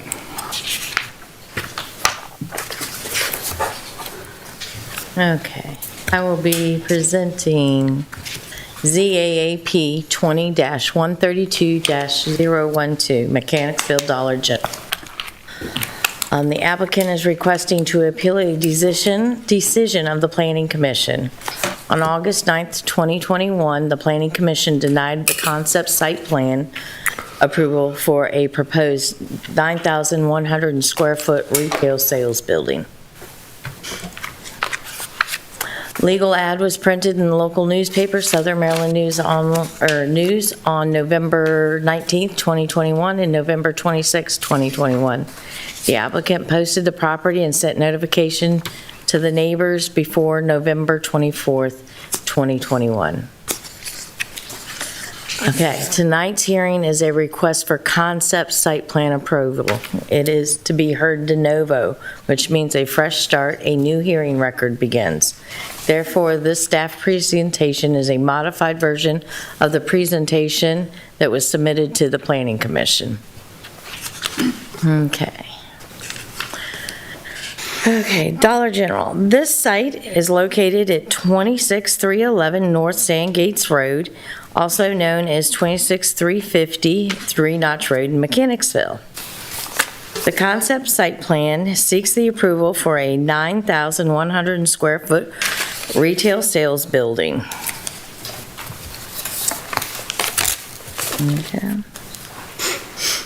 Okay, this is a location map. It is located in Mechanicsville, just south of the Oakville Elementary on Maryland Route 235 at the intersection of North Sandgates Road.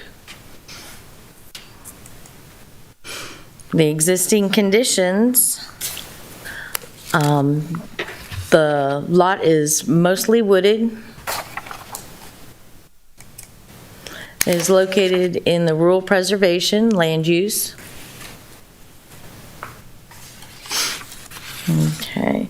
The land use is rural preservation. Per the comprehensive plan, rural preservation land use includes prime farmland, timberland, and mineral resource lands, agriculturally related industries, and limited non-farm cottage industries, and low-density non-farm residential developments characteristic of the county's rural character, which are to be preserved for a wide range of economic and aesthetic purposes. It acknowledges continuous, non-conforming commercial and residential activities on the existing parcels throughout the district, but limits their expansion or creation. This is zoning map. It's located in the rural commercial limited area.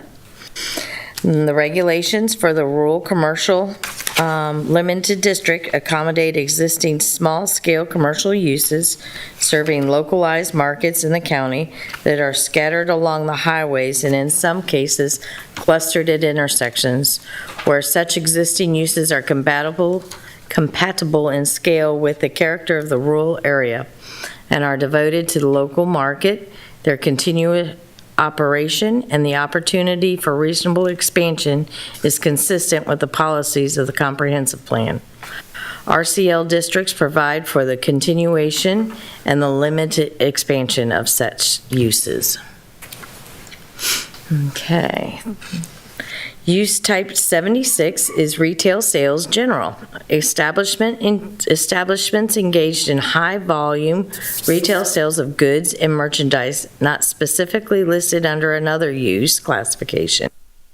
Use types included are department stores, discount stores, retail warehouses, and shopping clubs, home furnishing stores, pharmacies, and supermarkets. and establishments engaged in retailing or wholesaling of building supplies or equipments, including lumber yards including lumber yards and implement tools and equipment sales. Retail sales, general use number 76, is a permitted use in the RCL district. Site plan approval is required. The concept site plan was reviewed at the TEC meeting held on September 23rd, 2020. All required agencies approved the concept plan without identifying any outstanding issues. Okay, and this is the site plan, concept site plan. And this is sheet 2, sheet 3. Okay. The concept site, okay. Staff entered the original staff report to the Planning Commission with attachments 1 through 12 as seen on board docs and provided to the Board of Appeals into the record. Slide 20. Okay, for all non-residential and multi-family residential projects that require major site plan approval, a concept site plan shall first be approved by the Planning Commission before the major site plan may be processed for approval by the planning director. In order to approve the concept site plan, your board, acting as the Planning Commission, shall make the findings of the proposed development. It is consistent with the comprehensive plan and applicable functional plans. It also may be served by adequate public facilities as required by Section 70.2.2, will promote the health, safety, and welfare of the general public. It adequately develops recreational other community amenities that are provided in accordance with the comprehensive plan and the comprehensive zoning ordinance. And it also is consistent with Chapter 62 design objectives. Okay, are there any questions?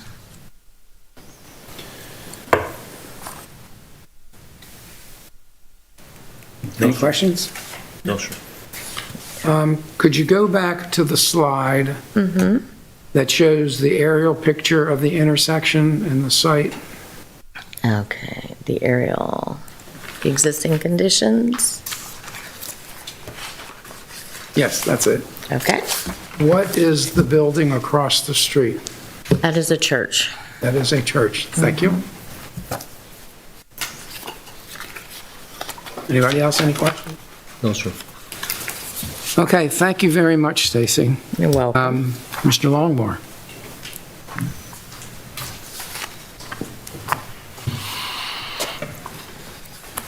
Thank you again, Mr. Chairman. For the record, Chris Longmore with Dugan, McKissick, and Longmore here on behalf of the applicant in this appeal this evening. We do have a PowerPoint that Stacy's been kind enough to put up for us this evening. If we could go, what I'd like to begin with is just introducing who from our team is here this evening to present this to you. Mr. Ben Seiput is not in the room, but he is participating by Zoom. He is with Pentex Ventures, who is representing the applicant tonight. They're the developer of the property.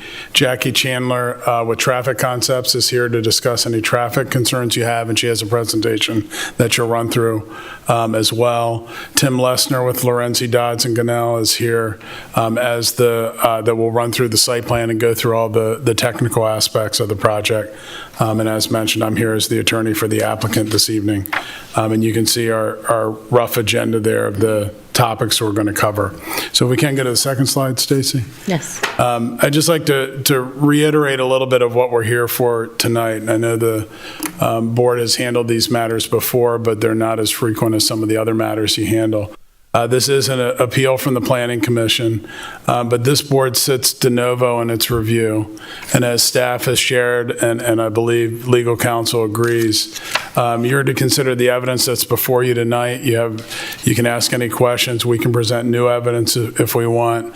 And you as a board are not required to give any deference to the decision below. It's your decision tonight. You sit as if you're the Planning Commission, and you make the decision of whether or not my client has met the standards for concept site plan approval.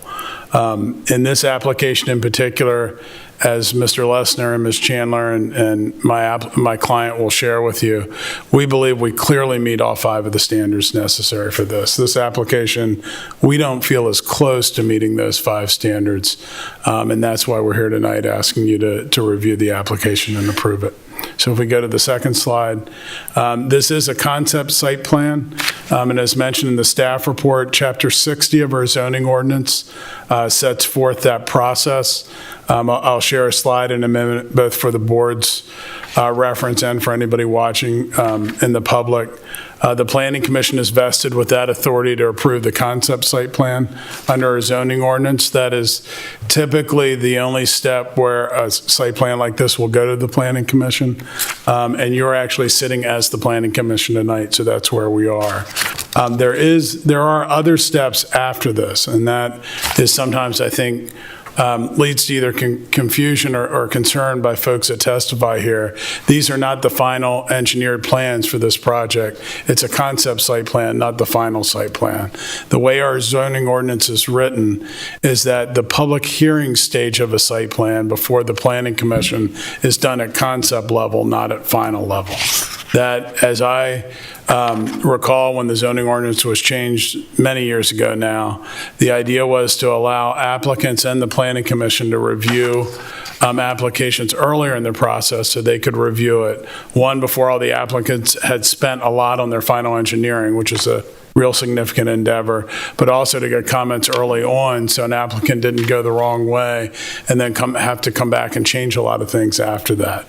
That is our process, and that's the process that we don't believe was followed below. What I want to give assurance to the board of, and to anybody listening, is that the concept site plan approval is not the final approval of this process. My client will need to continue to work with all the applicable agencies and the land use staff to meet all the final engineering requirements before they can get a final approval. If we can go to the next slide. This is a chart that probably nobody can read even if you blow it up a lot, but this is found in our zoning ordinance. It's figure 21.1A that goes through various processes, and it's the flow chart that is in there as to how certain approvals are granted within the zoning ordinance. If we go to the next slide, this is an excerpt of that larger flow chart, and this is the portion that governs the major site plan approval process, which is what we're here for tonight. So the first part, the applicant submits the major site plan. It goes through TEC to look at APF requirements. The concept site plan is reviewed. This one was reviewed by the TEC, as you saw in the staff report. I'll note and I'll highlight again at the end, all of the TEC agencies that reviewed this approved it or passed it on with no concerns and said it was ready for concept site plan approval. That includes DPW, Health Department, Soil Conservation District, METCOM, Department of Natural Resources, Health Department, if I didn't mention them, the State Highway Administration. All of them approved it for concept site plan approval, which is what we're here for tonight. Again, you're standing in the roles of the Planning Commission, so we're in that third box right now in it, and then my clients will have to prepare a final site plan should you approve their application tonight, get additional TEC agency approvals, and then it goes to the planning director, who is here tonight, Mr. Hunt, and that is not an insignificant process either. That's a very detailed review of all the measures that are required under the ordinances that my client will need to meet. So that's where we're at. I'd like to share that. Again, this is not the final review. This is instead, does my client meet the 5 criteria that Ms. Clemens mentioned that they will need to meet? And that's what we think we'll be able to prove in the testimony tonight. So if we go to the next slide. What I'm going to do now, unless there's a question about our view of the process and what we're asking for tonight, I'll move over to my right and let Mr. Lesner come up, and he's going to present more of the application itself, and then Ms. Chandler will be available to do her presentation about traffic and answer any questions that the board has about that. But I don't know if there's any questions before we turn that To the over. board, for Mr. Longmore? No, sir. Okay, thank you. Not at this time. So with that, I'll ask Mr. Lessner to come up, and I'll step over to the right. Mr. Lessner, would you stand, raise your right hand? Do you declare and affirm under the penalty of perjury that the testimony, responses, and statements you may give will be the whole truth and nothing but the truth? Yes. Therefore, you may proceed. Good evening. I'm Tim Lessner with Lorenzi Dodds and Gunnell. Our firm is the engineer of record. Our client is Pentex, who develops these types of sites. And we were engaged to work on this project a little over a year ago. And we prepared various site plans and drawings, submitted them to the county. What I'll do is I'll just run through the site for you, kind of give you like a little brief overview of the entire project. So the slide before you now shows the site, of course. You know where it's at. It's on the corner of 235 and North Sandgates Road. The site is approximately 2.56 acres. It's almost entirely wooded. Near the intersection, there was an old house there many years ago.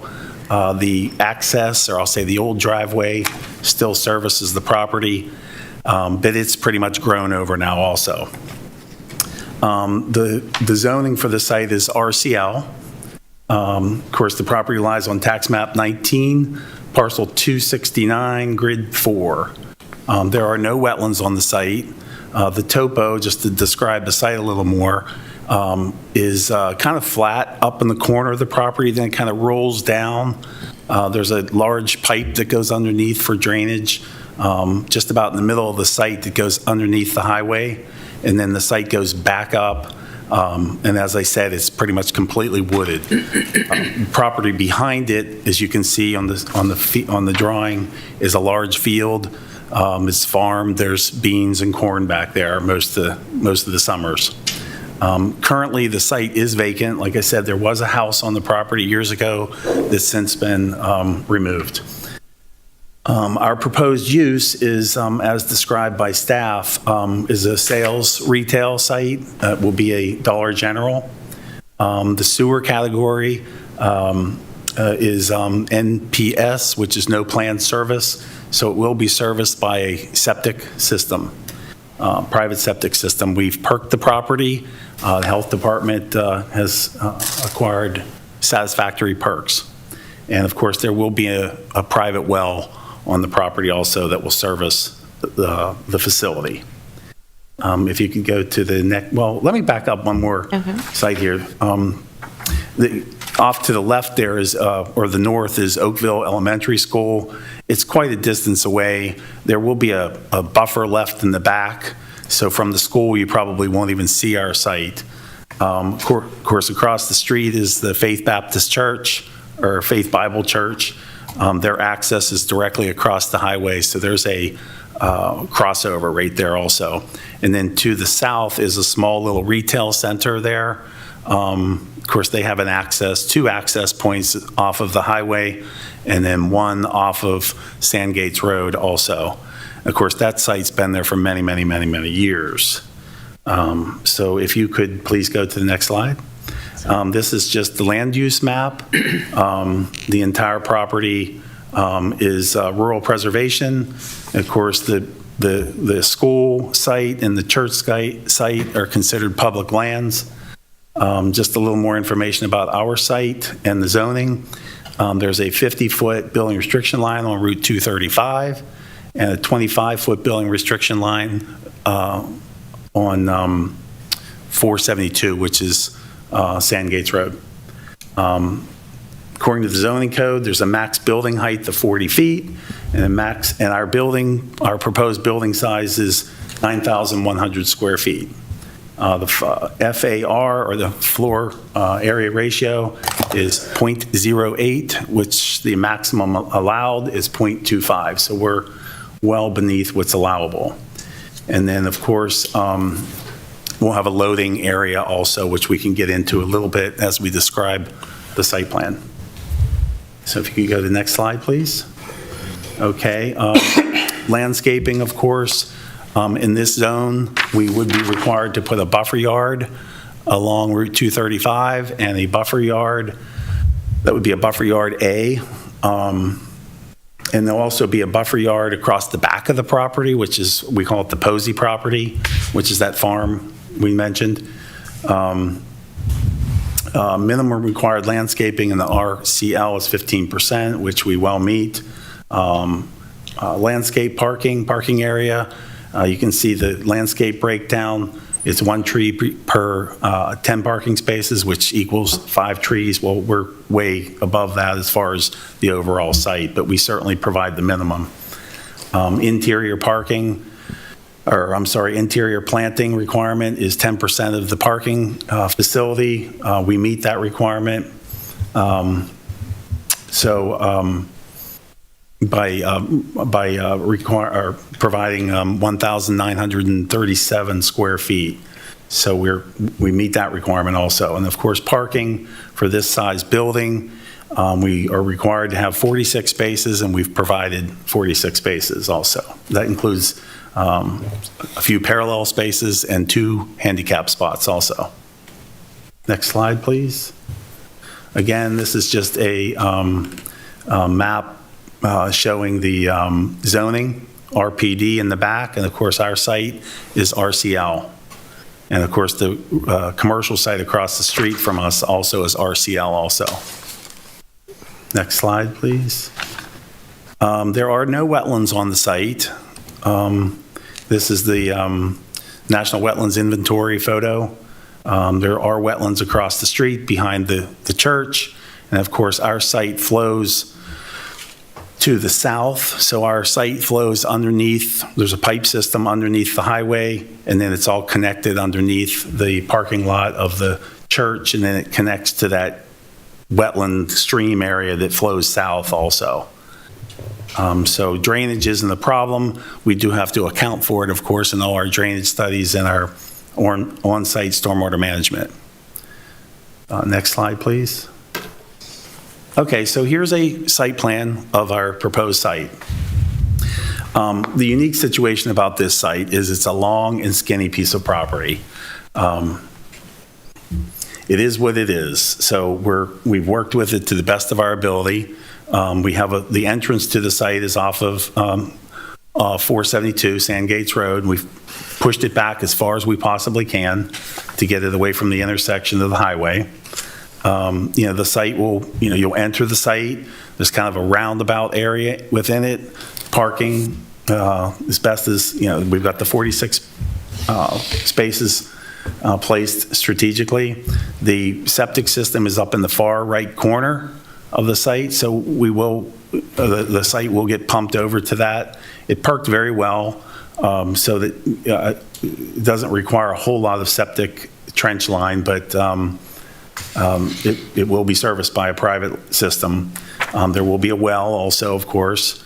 All the drainage will actually flow either into a small stormwater facility, kind of on the right side of the property, or, of course, the large site behind the building.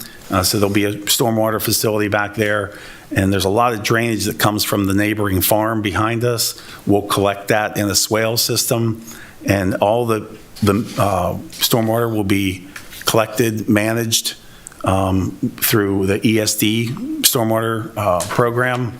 So it will be released in a very timely manner and cleaned before it leaves the site. And as I said, it'll all basically flow through that pipe system that goes underneath 3 Notch Road and then down and connects to a stream off-site to the south. Of course, this is a 1-story building that we're proposing. It's set back, 50 plus feet from the 3 Notch Road. It meets the 50-foot setback in the front. Of course, it's strategically placed so that we can have the parking situation where it's kind of a in and out situation where there's a turnaround area, so to speak. That's probably about it for the site. Off to the left, up in the far triangular area, that will be a forest retention area, and that, of course, is the buffering to the school site. You can see there's some wood line across the back. Those trees are on the neighbor's property, so it's a nice stand of trees, so it will provide a fairly decent buffer to the back property also. And if we could go to the next slide. Well, let me back up one more time, please. Yes, sir. Back up one. Also on this site, we will be required, after coordination with the fire department, we will be required to put a 10,000-gallon fire suppression tank in here. It will have a dry hydrant connected to it. And this, of course, is for fire protection for our building. But the good thing about this is this will help with, if there's ever a fire in the neighborhood, the fire department will have access to it. So that will be an attribute to the entire neighborhood. There's another fire suppression tank about a little over half a mile, I suppose, to the south in the industrial park. So this is, one more feeder, so to speak, that the fire department will have access to. Okay, so also on this plan, it has a detail for that fire tank down at the bottom left-hand corner. And just also on here, it has a detail for bollards. So there'll be a well placed in the middle of one of these islands, be protected with bollards also. And there's a bike rack here also for if anybody would choose to ride their bicycles here in front of the building. There'll be a sidewalk, of course, but there'll be a bike rack placed there also. Okay, so if you could go to the next slide. Okay, this is a rendering of the building that my client will speak to shortly. So we'll come back to that in a little bit, but if you could move forward again. And there's some slides here for the traffic engineer to explain also. So with that, I think perhaps we'll let my client speak for a moment about the buildings. So if we could go back to the buildings. And he is online. I'm here. If you could hold off for a second. Any questions of Mr. Lester? No, sir. No. Okay. Okay. Okay, so with us on the phone is Ben. So if he could introduce himself, and I'm not so sure if I need to swear him in or not. Yeah. Go ahead and introduce yourself, and then we'll swear you in, please. Sure. My name is Ben Siput, and I'm with Ventex Ventures, the developer of the project. Okay. Do you declare and affirm under the penalty of perjury that the testimony, responses, and statements you may give will be the whole truth and nothing but the truth? Yes, I do. Thank you. Please go ahead. Okay. I'll keep it brief on the proposed building elevation designs here. We try to comply with Chapter 62 design objectives by the building design is compatible with both the existing nearby buildings, which are located across both of the roadways. We match those buildings with the brick look of both of those buildings, and we also tried to match the Fowler Industrial Park right down the road best we could. Per Chapter 62, we kept the colors in tones muted and nothing bright. And then we also tried to mimic the design of the Dollar General, which is located a little bit to the south in Hollywood, with the browns and earthen tones, with Ephes and Nichiha, which is a fiber cement board siding material. We tried to do the best we could to match the character of the neighborhood and keep the design as compatible as possible.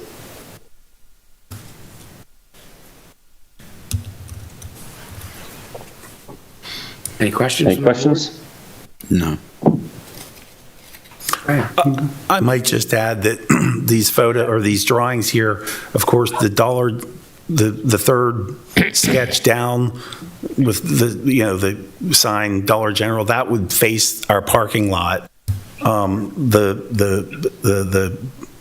rendering on the bottom line, that's what would face, I'll say, the Highway 235. So Dollar General will face Sandgates Road. the drawing on the bottom will face the highway. And it's probably worth noting that it has the faux windows and those design features as well. Again, that's in compliance or attempting to be in compliance with Chapter 62 of the zoning ordinance that has design standards to suggest that kind of breakup of the visual look of the building. So that is on the front. What's fronting 235. Right, and I would also mention that the buffer yard across the frontage of the property will have a berm also, a earthen berm, so there'll be plantings on top of the earthen berm to help hide some of the parking also. So deliveries will be through the front entrance underneath the Dollar General sign? Perhaps some of them, although there will be directly in, I'll say, in front of the building on the 235 sign or side, yeah, right in there. That's where trucks will back in. Okay. Also, there's a dumpster that will be screened properly, and there's the loading area will be there also. They may take some in through the front door, but most of them will be on the 235 side. Yeah, if we flip to the next slide again, the elevations, if you see on that bottom representation, the loading areas in the back there where you can see the kind of freight door in the back side of that. So the larger trucks that come in and unload there will be away from where the customers are walking in through the front door. Mr. Richardson. Mr. Lummer, I've got a question. I'll try to phrase it correctly. Who did the analysis of the customer base, and where are the customers coming from? Coming from north or south? Are there commuter traffic coming through there for their customer base? Who is your customer? So I think probably the best way to answer that is I'm going to ask Mr. Seiput to share, because he works with Dollar General who did that analysis. It was when they were deciding whether the location would be appropriate for them. He can share a little bit of his understanding of that. And then when Ms. Chandler testifies about traffic, she can share where the traffic trips are expected to be generated from. So Ben, do you mind sharing your understanding of how Dollar General goes through? Mr. Seiput, I'll try to rephrase the question. Who is your customer base, and where are they coming from? I.e. north or south? Are you looking for people going to the base on the way back and to and from? Basically, who's your customer base? And why'd you select this lot to build on? Sure. So Dollar General has their in-house market planning division that analyzes data to pinpoint the specific areas they want for new stores. Our customers will come from the north, they'll come from the south. A lot of the folks that stop into Dollar General stores are just pass-by travelers. They're already traveling these roadways. Dollar Generals don't typically, and Jackie will probably touch on this in a few moments, they don't generate a lot more new traffic. It's mostly pass-by commuters that are already traveling those roadways, going those directions in the morning to work, from work, etc. So, does that answer the question? Do you hope to get the commuter traffic, or are you talking to people that come during at 10 o'clock, 11 o'clock? What's the peak time or peak times that you expect customers to come to the store? I think that's coming up in the next couple slides. Wait, if you flip, I'll let Jackie come up, or if we want to. Yeah, I think, Ben, if I'm correct, in the traffic analysis that Ms. Chandler has done, she can share kind of the peak trip levels and when they expect the most. Correct. Yep, that's what we brought Jackie for, yep. Any other questions? Okay. Okay, so I think we'll have Ms. Chandler from Traffic Concepts comes up and explain the traffic. And then I'll come back and say a few more things. For the record, could you state your qualifications? Well, again, my name is Tim Lesner, and I'm with Lorenzi Dodds & Gannell. I'm actually a landscape architect, but I've been with Lorenzi Dodds & Gannell since 1985. I've done many projects throughout St. Mary's County over the years. We work a lot in Charles County and Prince George's County also. Okay, thank you very much. Yeah.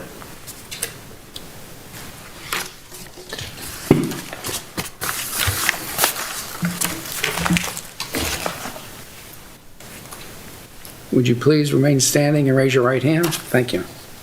Do you declare and affirm under the penalty of perjury that the testimony, responses, and statements you may give will be the whole truth and nothing but the truth? Yes, I do. Thank you. You may proceed. Thank you. And Ms. Chandler, before you get into your testimony, similar to the question the chair just asked Mr. Lessner, can you share your training and experience, with the board before you get into your testimony? Sure. For the record, my name is Jackie Chandler. My firm is Traffic Concepts Incorporated. I have been with the firm since 1993, prepared numerous traffic studies throughout St. Mary's County, throughout the state of Maryland. Okay. Thank you. So first off, I have not prepared a traffic impact study for the Dollar General. It's not required. In St. Mary's County, as well as the State Highway Administration, the requirement for a traffic impact study is 50 peak hour trips or more. The Dollar General will generate less than 50 peak hour trips, and therefore a full traffic impact study is not required. The county does still require us to prove that the intersection will operate at an acceptable level of service. Since this project is outside of the development area, the intersection of 235 at 472 is required to operate at a C level of service or better. This first slide, it shows the intersection, and we obtained a count that was conducted by the State Highway Administration, and it was from 2015. That sounds a little old. We didn't conduct a new count because of COVID issues. So we took the only historical data we could get from the state, which was from 2015. But also researching the state highway data, they have traffic counts along the 235 corridor, and their count along 235 in this area in 2015 showed an ADT of 27,062. And the more recent in 2019, which again is pre-COVID, was actually reduced to 23,460. So my opinion is that the 2015 data is likely higher than what existed in 2019, certainly higher than what exists now because of COVID. That data from the State Highway Administration showed the level of service as an A, which is the best level of service. The grades are similar to a grading system in school. So it was an A level of service in 2015. Traffic volumes were shown to decrease since 2015, so it is likely still an A level of service. This slide just shows other ADTs along 472, which is North Sandgates Road. The ADT there is 2,333. That's from SHA data in 2019. Jackie, before you go, do you mind just sharing the term ADT, just so it's clear for the public that might be listening? Yes, that's average daily trips. So that's not necessarily cars. A trip is in one direction. So when you enter a site, that's one trip. That same car exits, that's the second trip. So it's not necessarily vehicles, it's trips. Any questions on that before I go to my next slide? Okay, next slide, please. So the trip generation rates. The Institute of Transportation Engineers has a trip generation manual. And this was taken from the 10th edition. They predict different trip generation rates for different uses. They do have a category for a Dollar General, and they predict the AM peak hour trips. Now this is the AM peak hour of the adjacent roadway. So it may not be the peak of the store itself, but it's the peak when most cars are on the road itself. So the AM peak hour is generally 1 hour between 7 and 9 in the morning. And then the PM peak hour is 1 hour that fits in between 4 and 6 PM. St. Mary's is a little bit different because of base traffic, so that can change from 3 o'clock to 7 o'clock. But it is 1 hour within that time frame. So the store is predicted to generate in the AM peak, you can see on this chart, 17 vehicles entering during that hour and 12 vehicles exiting. In the PM peak hour, 32 vehicles entering and 30 exiting. The average daily trips are 578. Again, a trip is 1 in, 1 out. It's not 578 vehicles, it's half of that. Now my next line shows pass-by trips. The ITE manual also, they do studies for certain uses to determine a percentage of pass-by. What a pass-by trip is, a vehicle that's already on the road that says, oh, I want to stop at the Dollar General, and they pull in, they get their, whatever they're going to buy at the store, and then they head back in the same direction they were going. So they're not a new trip. It's not somebody that's at their house and says, oh, I need to go to the Dollar General, so I'm going to make a specific trip there. ITE estimates for these type of stores that a pass-by is 34% in the PM peak. They've only studied the PM peak. It doesn't mean that pass-by doesn't occur in the morning or average daily. It's just the only study that they have. So when we take the reduction in the PM, 34% pass-by, those the vehicles that are already on the road, the PM peak hour trips that are new trips are reduced to 21 entering and 20 exiting. We didn't reduce the other AM or average daily trips. Next slide. So as I mentioned before, we didn't prepare a full traffic impact study because the county and the state don't require it for a use that generates less than 50 peak hour trips. But we are required to prepare an adequate public facilities report, which is the report that's on the right side of this slide.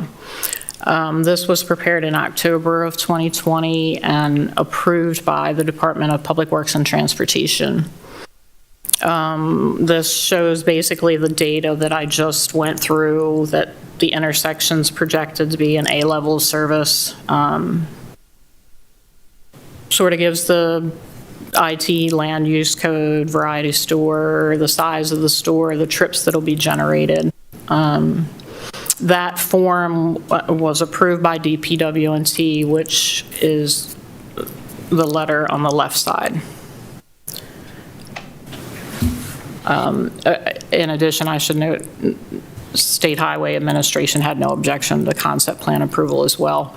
Their requirements are basically the same. If you don't generate more than 50 peak hour trips, you don't have to prepare a traffic impact study. It's assumed that it's a minimal impact.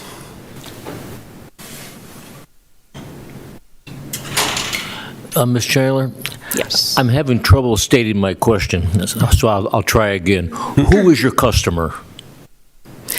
Okay, so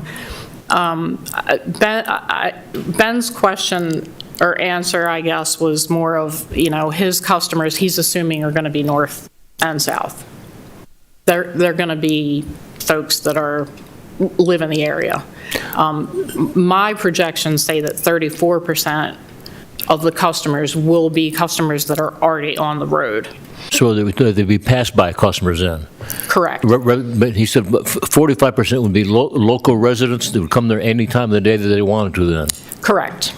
So to answer the question, who is the customer then? You said most of them are local people, local residents? They will be local, yes. Yes, this won't draw from outside of the local area other than the folks that are the pass-by trips. Okay, understand there's no stoplight there.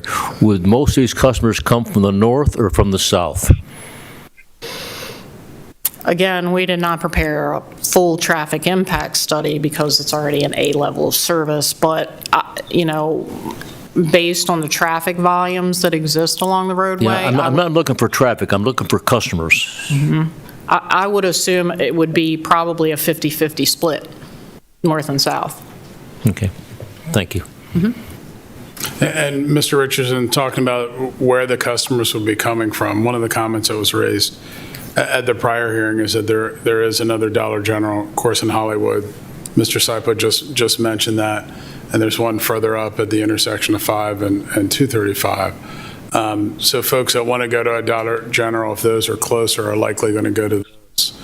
So this isn't something that's going to draw from a wide-ranging area, I think is what Ms. Chandler, one of the points she was making. It's more of a local convenience-type store for the necessities that people might need that Dollar General provides us. Okay, so it's safe to say you're not depending on traffic to and from the base?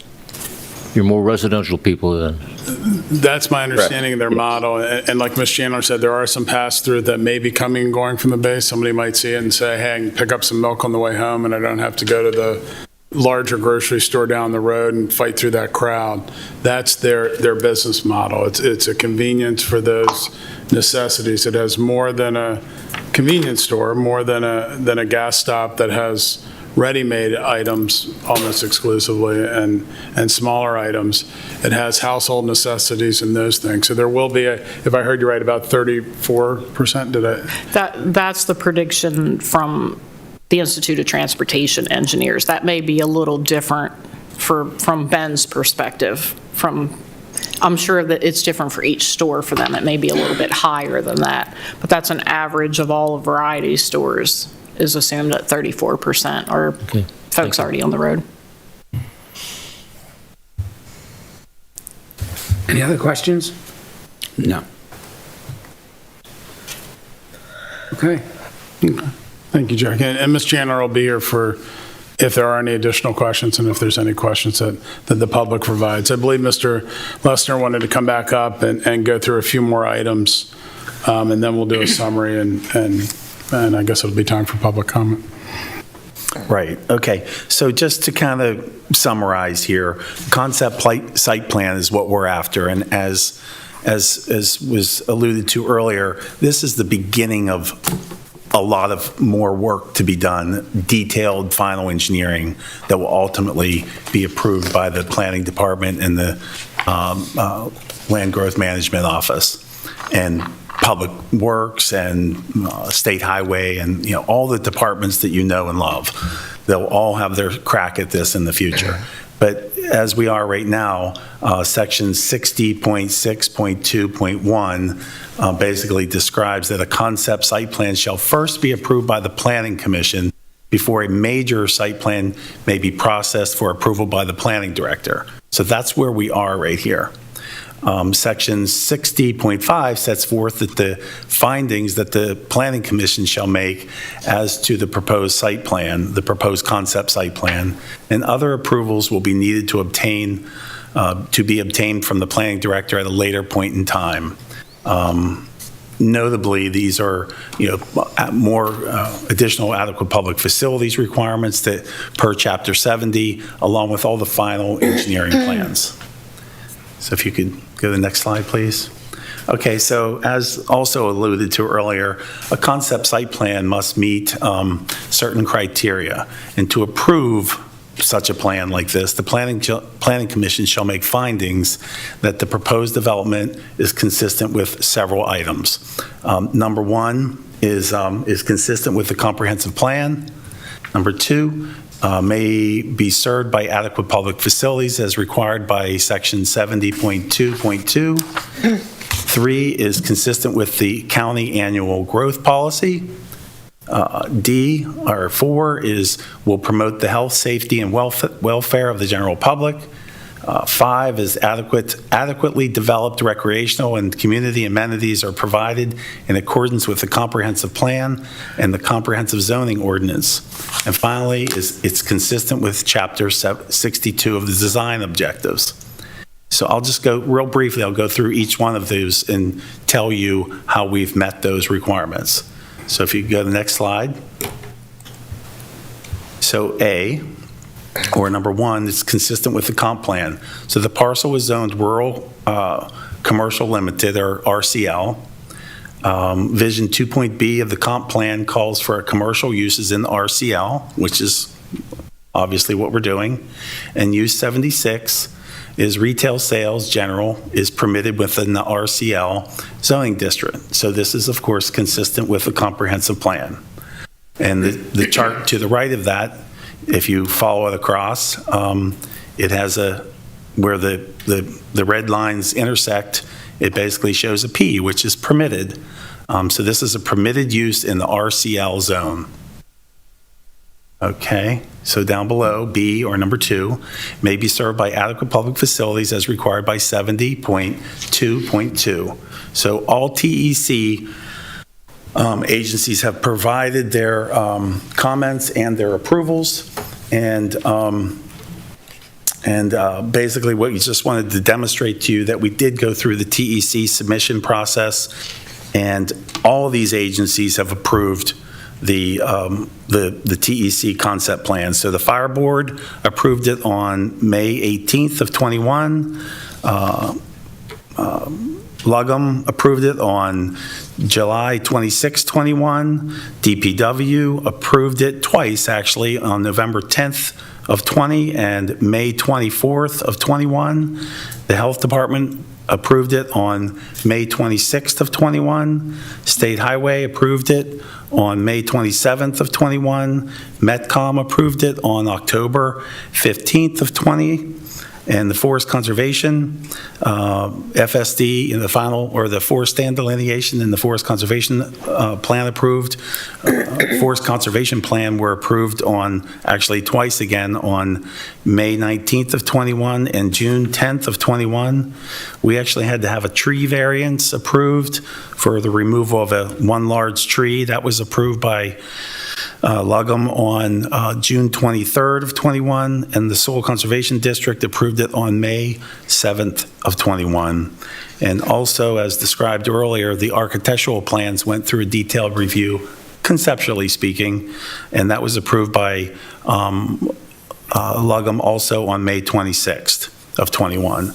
So we believe we've had quite a thorough review already of the plans. And Tim, if I can just jump in, on this standard, sometimes there's some confusion about it. If you look at the language of the standard that must be met, it says may be served by adequate public facilities as required by 70.2.2, which is a chapter in the zoning ordinance. This is one of the differences between concept site plan and final site plan. This board and the Planning Commission before does not have to find that the project does meet all the adequate public facility requirements. It needs to show that we've demonstrated that we may do that. That determination of adequate public facilities is not made at the concept site plan approval process. It's made at the final site plan approval by the director, Bill Hunt, who's here today. So once concept site plans are approved, there's more submittals done, there's more engineering, there's more comments made. Once that is final, Mr. Hunt has to sit down and review with all the agency heads whether this meets the final APF. So that's not your job here tonight. We need to demonstrate simply that we may be able to do that. And we think what Mr. Lester just went through clearly shows that. So I'm sorry, Tim. Go ahead. Yeah, thank you. Next slide, please.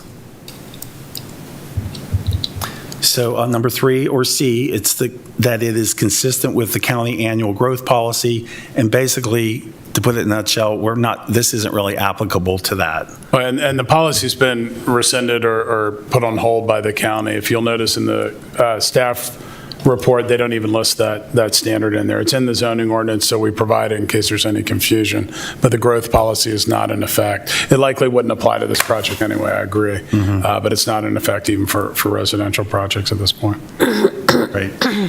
D, or 4, it will promote the health, safety, and welfare of the general public. Okay, so first, as I described earlier, we will be providing a 10,000-gallon fire suppression tank, which, of course, if needed, the community and the community's fire department is more than welcome to utilize.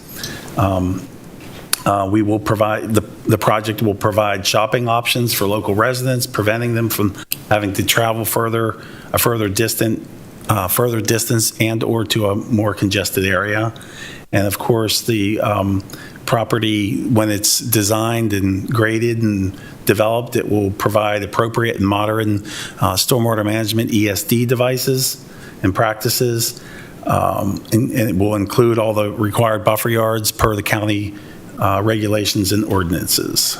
And Tim, did I hear you correctly on the stormwater management, that some of the water that actually flows on our property from neighboring properties will also be treated in our facilities today? Yes, yes. There's quite a bit of land that flows from the north or from the Posey property onto our property that will be managed also and released at a slow rate to hopefully and will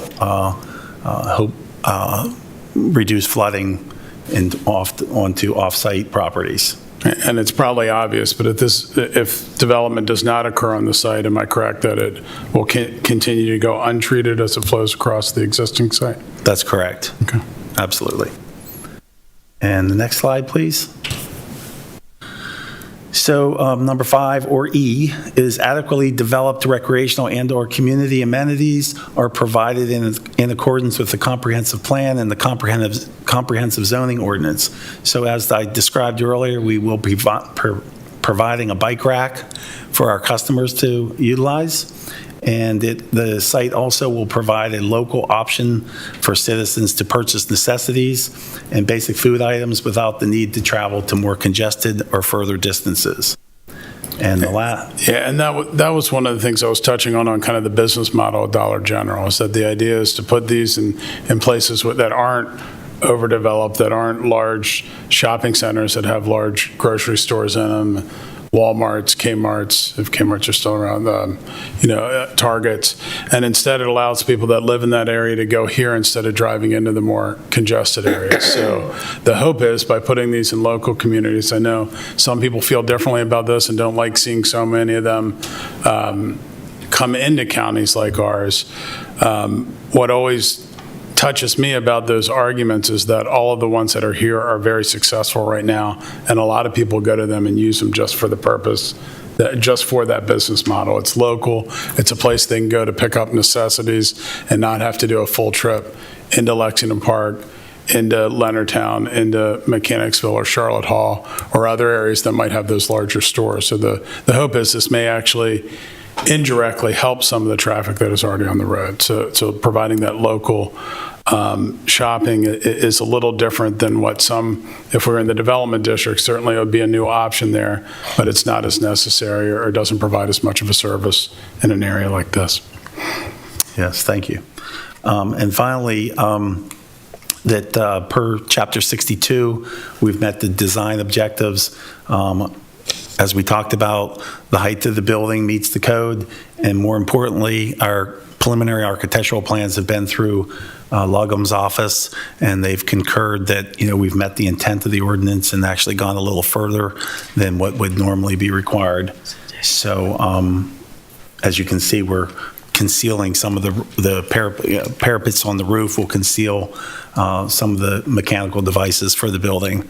So we've gone as far as to provide the architectural plans to the Lugum office, and they've reviewed them on a preliminary basis. So go to the next slide, please. Okay, so just in summary, we believe that everything we've done on this site is permitted. We've met all the necessary rules and regulations and codes of the county for a concept approval. So we also, our traffic studies meet the level, the roads will meet level A, which is the best you can get. And of course, as I described earlier, we've gotten all our preliminary approvals from the TEC agencies. And with that, that concludes what I have, but I'd be glad to answer any questions that you may or may not have. Board members have any questions? Good. No, sir. No, sir. A quick comment, just in summary. I mentioned at the beginning, this is an application that we believe clearly meets the standards for a concept site plan. When you look at the 5 criteria we need to meet, there are no variances needed. It meets all the buffer yards. It meets all the standards. To have a level of A service at the intersection that's there, that's the highest you can get. There are no questions by any of the agencies that it doesn't meet those requirements. I didn't participate in the hearing below, but it was a little astounding that something that meets all the requirements so much was not given the consideration we think it was deserved. We just asked that the board do that. We certainly welcome the comments of the public, and we'd reserve the right to provide A couple of questions first. Sure. What are the store hours? Ben, if... I can answer that. Yeah, Ben Seipert with the developer can answer. Sure. The hours of operation are 8 a.m. to 10 p.m., 7 days a week. Okay, thank you. Yep. What are the level of improvements along 472 at the entrance? It's going to be curbed and guttered? Is it going to be having a de-acceleration lane, acceleration lane? Well, yes, the frontage will be upgraded to county standards. State highway. State highway, I'm sorry, yes, state highway standards. There are no improvements required or proposed along 235, but on Sandgates Road, the frontage will be upgraded to state standards. The frontage on Sandgates Road will be curbed and guttered and opening to side ditches? Our side of the road will be upgraded. Okay. And then what is the distance from the entrance to the northbound lane of 235? Could you go back to the slide earlier that has the site plan on it?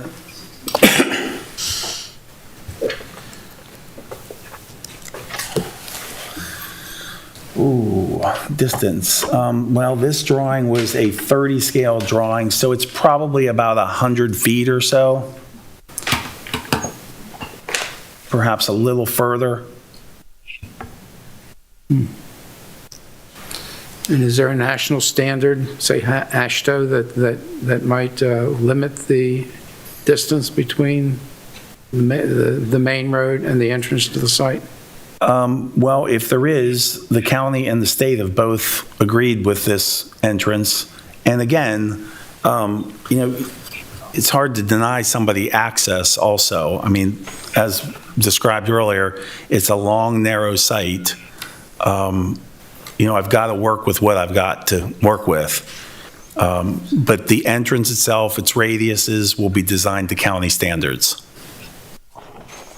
and state standards. Okay, thank you. And Ms. Chandler can correct me if I'm wrong, but there is a preference, as I understand it, to have the access on the portion that is not on the higher traffic road. So that was part of the consideration as well. Okay. There's a preference not to put a lot of new entrances on 235. Any questions, other questions from the board members? No, sir. Okay. No, sir. Any other presentation? None at this time. We would, reserve the right after public comment if we may. Okay, then what we'll do is we'll open the meeting to public comment and questions and concerns at this time. And again, as you come up, I'm going to ask you to stay standing so I can give you the oath. I'd like to see if you could, so that we give everybody a chance to talk, to keep your comments right now at first to 2 minutes. We'll let you continue after everybody's had their turn. And then also to remind our fellow citizens that are watching that they can call in if they want to make comments on the project. And the phone number for that is 301-475-4200 and extension 1234. So with that, I will open it up to public comments, and I do have a list here. So I'll start off with Mary Ann Yount. No, I have nothing to say right now. No? Okay. Jeffrey Yount.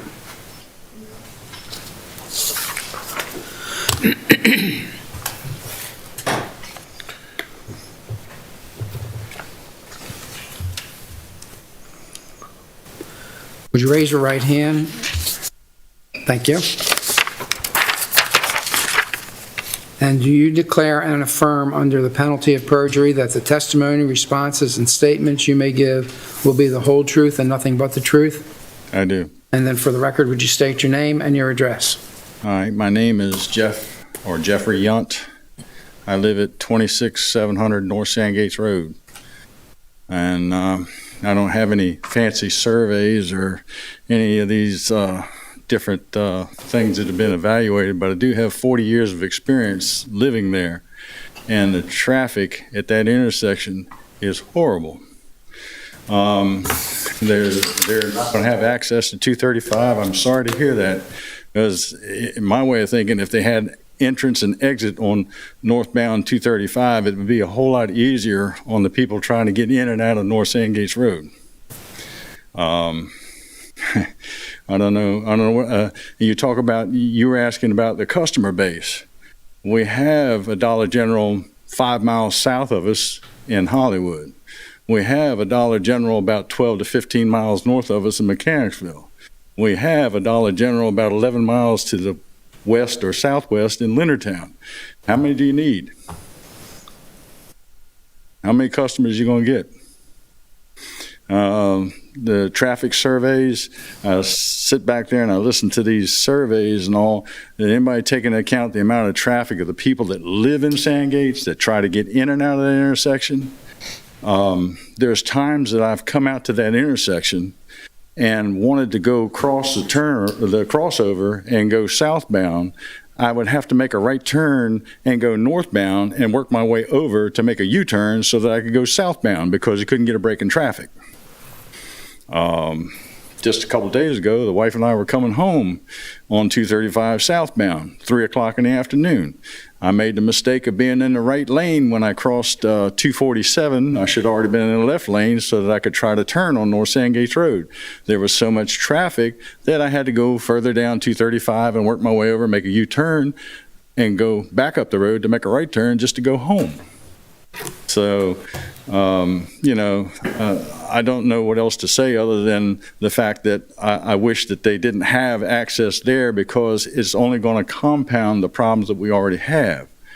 There's a commercial property just on the other side of them, where they want to be, that I think Mr. Dean owns, and he doesn't have to come before you all because he already has his access, he already has his parking lot, he already has his building. What he doesn't have in there right now is any business.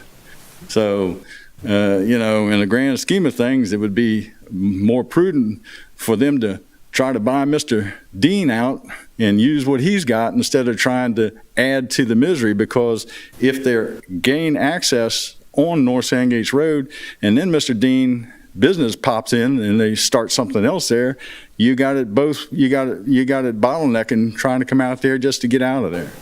So, okay. Like I said, I don't mean to sound rude or hateful or anything, but I don't like the traffic the way it is. We've had several accidents at that intersection over the years, and sometimes in the summertime it seems like 2 or 3 a month. The county has was it Oakville landfill that's there on North Sandgates Road. And when they bring their compactor trucks in there, their tractor trailers, they have to come northbound and they make a right turn on the North Sandgates Road. They do not have enough room to make that turn now. If anybody's sitting there to go out, they have 2 choices. They either stop and let you try to get out, or they come in and they run over the curb coming in there, because otherwise they have to swing over in your lane to gain access in that intersection. Okay. Any questions of the board members? No, sir. No. So, yeah, okay. Again, you say, where are your customers coming from? Like I say, we got 3 of them and not that far away. Thank you very much, sir. All right, thank you. The next item we have on the list is Rob Vargo. Would you raise your right hand? Do you declare and affirm under the penalty of perjury that the testimony, responses, and statements you may give will be the whole truth and nothing but the truth? I do. For the record, would you state your name and address? Robert Vargo, 26330 Marley Court, Mechanicsville. If you look on the map, we're right across 235 from the proposed site, right next to Faith Bible Church. from that, I'm close enough to hear when there's crashes that we just discussed on that intersection. I have a lot of firsthand knowledge of seeing them running out from my house, calling 911. That is currently, at a baseline, a bad intersection at this point. What we talk about with public safety and promoting public safety, and we have the traffic numbers and we can debate them, but the big question is, does this increase the risk to public safety?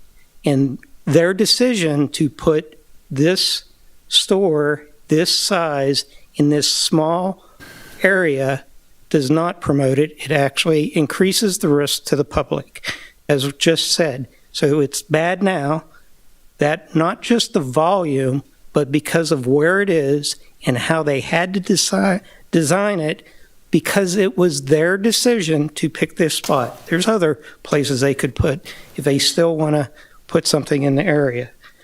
There is not that much room.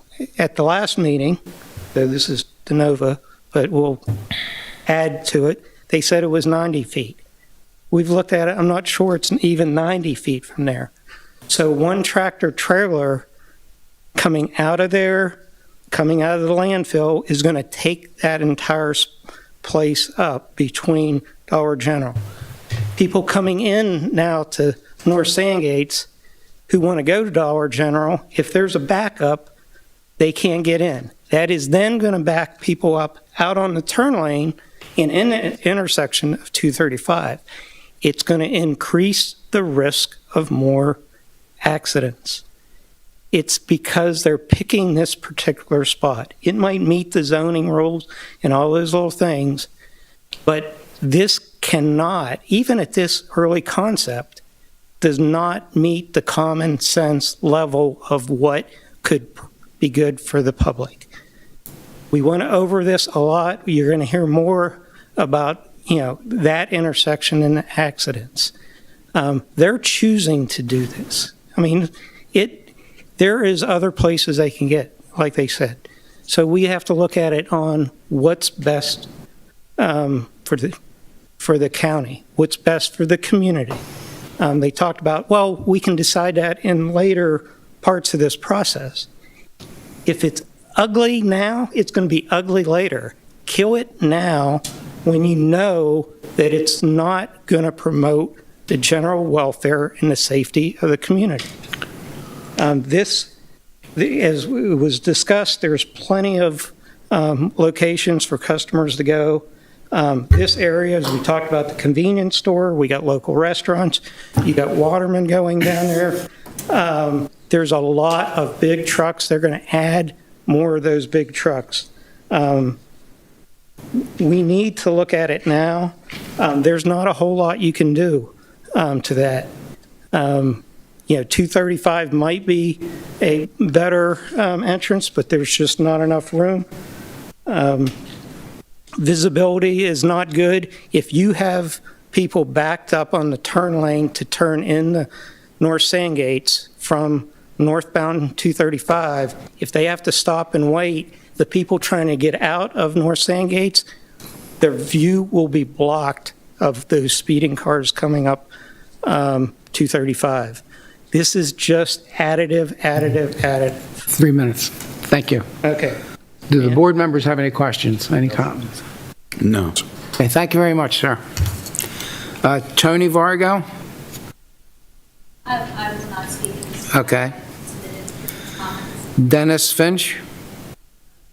No. Okay. Eddie Finch? No. Lisa DeMarco, I think? Is that correct? Yes. Hi. Would you raise your right hand? And you declare and affirm under the penalty of perjury that the testimony, responses, and statements you may give will be the whole truth and nothing but the truth? I do. Would you state your name and your address for the record? Yeah, it's Lisa DeMarco, 42309 Manor Drive, Mechanicsville, Maryland, 20659. Ready?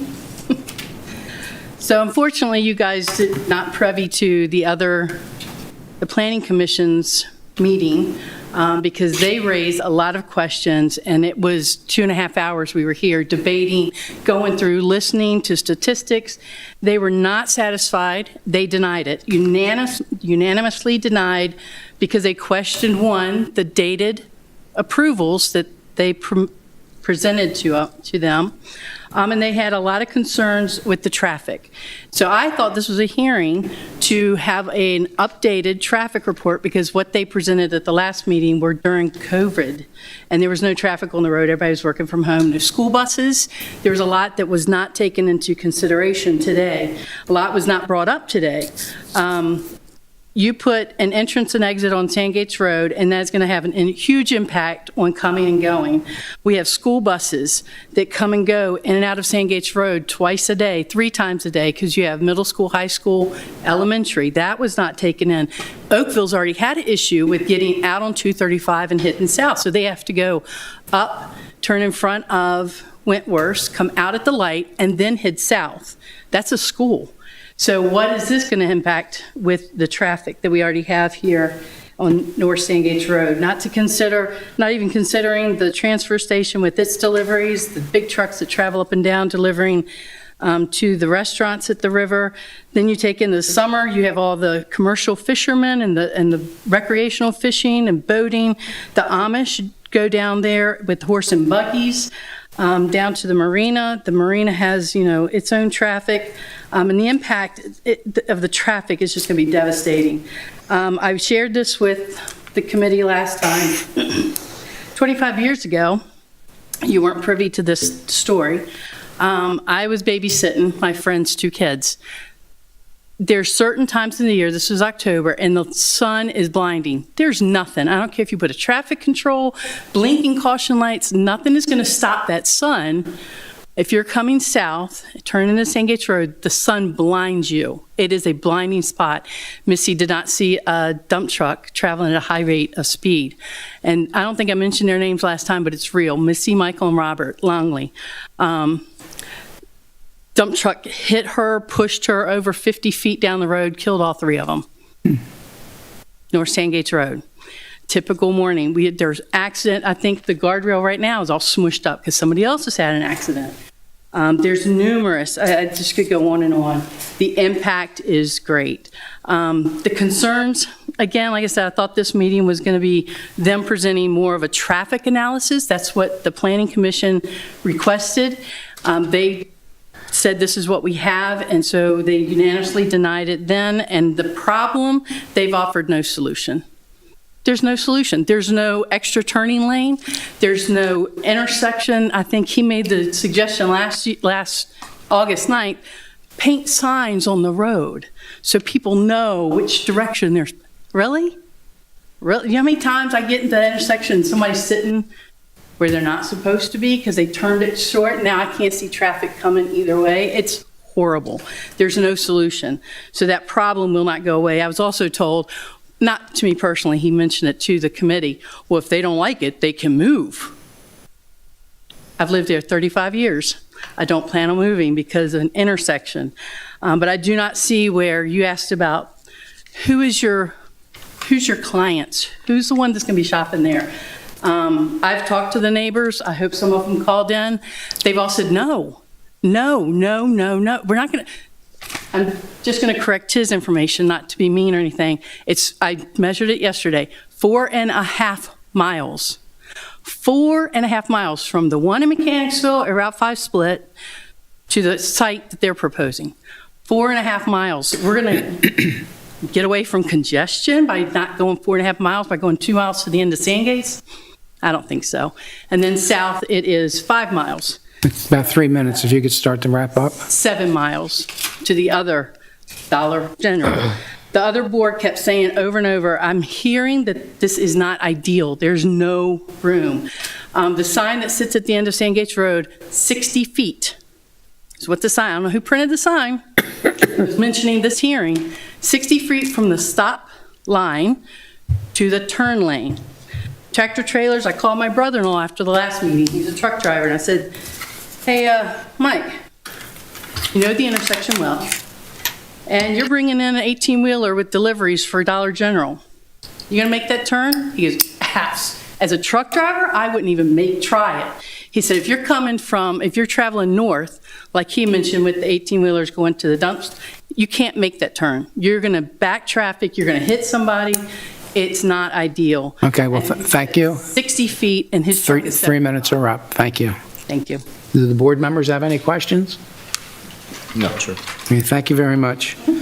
Joe DeMarco?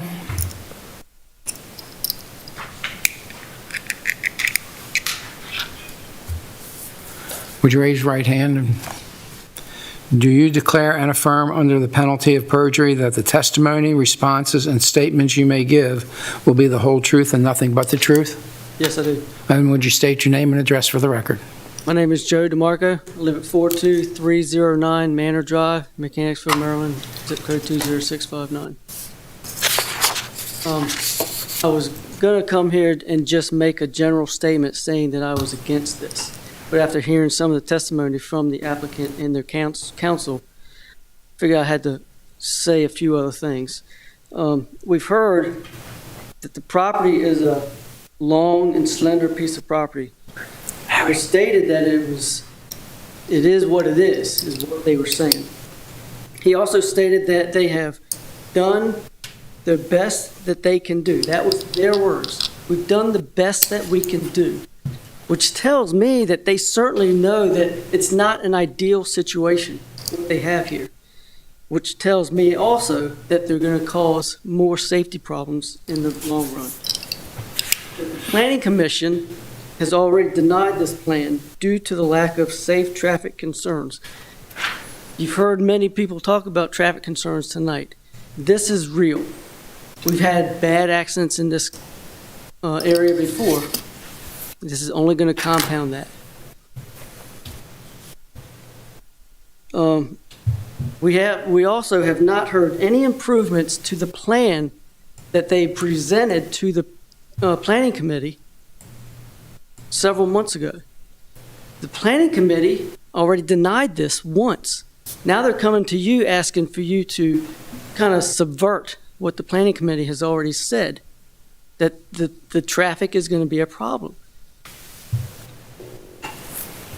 We've actually heard opposing testimony from the applicant's counsel, where the question was asked, where's your customer base? Well, one of them said it was going to come from the residents, whereas the other one said most of it's going to come from just traffic coming through back and forth. If they haven't done their research on that basic principle, what else have they not done their research on? Again, the traffic is the biggest problem that we have here. We also heard that the approval they were given, they mentioned many organizations that have already given them approval for this plan. But they seem to lack one approval, and they didn't want to tell you that they've already gotten a denial from the Planning Committee. I'm asking you to uphold the Planning Committee's denial and don't let this pass. Thank you. Any questions from the board members? Thank you very much, sir. That's the names that I have on the list right now. I didn't know that there was a sign list. That's fine. I'll get back to you, but let us check the phone first. Okay. We could do that. I don't see anything, but I will give Ms. Jerry a call.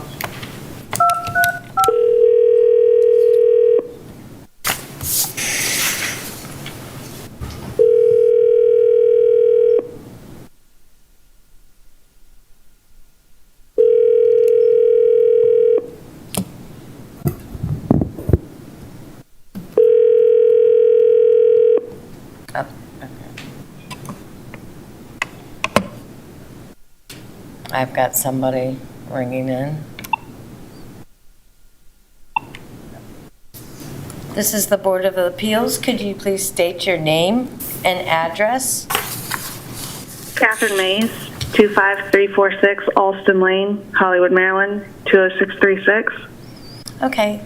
The chairman's going to give you the oath, and you will have your 3 minutes of public testimony. Okay. Do you declare and affirm, under the penalty of perjury, that the testimony, responses, and statements you may give will be the whole truth and nothing but the truth? I do. Would you state your name and address for the record? My name is Catherine Mays, and I live at 25346 Alston Lane, Hollywood, Maryland, 20636. Okay, go ahead, please. Okay. I have lived in St. Mary's County all of my life. I have lived in Hollywood, Maryland for the last 2 years, and the congestion is insane. And as COVID has begun to decrease and more people are driving to work, the amount of traffic has increased. We have accidents at Loveville Road right there at the light constantly, and adding another building that is unnecessary is not going to make any situation different. I have 2 children that attend Oakville Elementary, and the last thing I want to do is have to worry about more traffic on their way to and from school. My stepdaughter lives on North Sandgates, and we travel to her house every week, and the amount of traffic and crazy people driving in and out of driveways and down the street is insane, and adding a building there to impede viewpoints and make it to where people can't see where they're going or have to add to their peripherals is completely uncalled for, and this is not a good idea to do for anyone's sake. Let's think about safety. Okay, thank you very much. Are there any comments or questions from the board members? No, sir. Okay, thank you very much, ma'am. Thank you, ma'am. Thank you. Bye-bye. Any more flashers? I don't have any more flashers. I'll try to get this yet. A call? Board of Appeals. Ms. Young, do we have any more callers? I had a caller, and he has hung up. Okay, thank you. Thank you. Bye-bye. Anybody else from the audience that would like to speak? Come on up.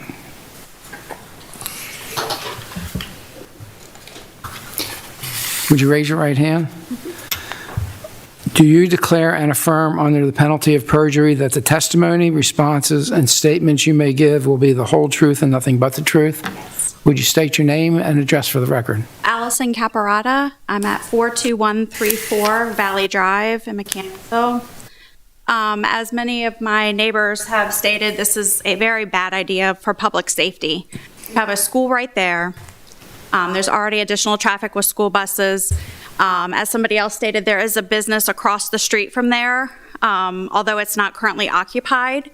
When that does become occupied, you're going to have people trying to come out at 2 different locations, which is going to make it even worse. Traffic's going to back up on 235, people waiting to cross over, multiple accidents all the time. So I don't think that this is a good idea for public safety. I've lived in the community since 2005. I like it because there isn't anything around. I live there for a reason. I live there because it's quiet. There's not businesses all over, and I just don't think that this is a good idea for there. They have already said they're trying to fit it into this lot. They're trying to squeeze something that isn't meant to be there in that spot. Okay, thank you. Any comments from the board? No, sir. Questions? No, sir. Thank you. Thank you very much, ma'am. Anybody else like to speak? And no callers, correct? We will try one more time. I can. Okay.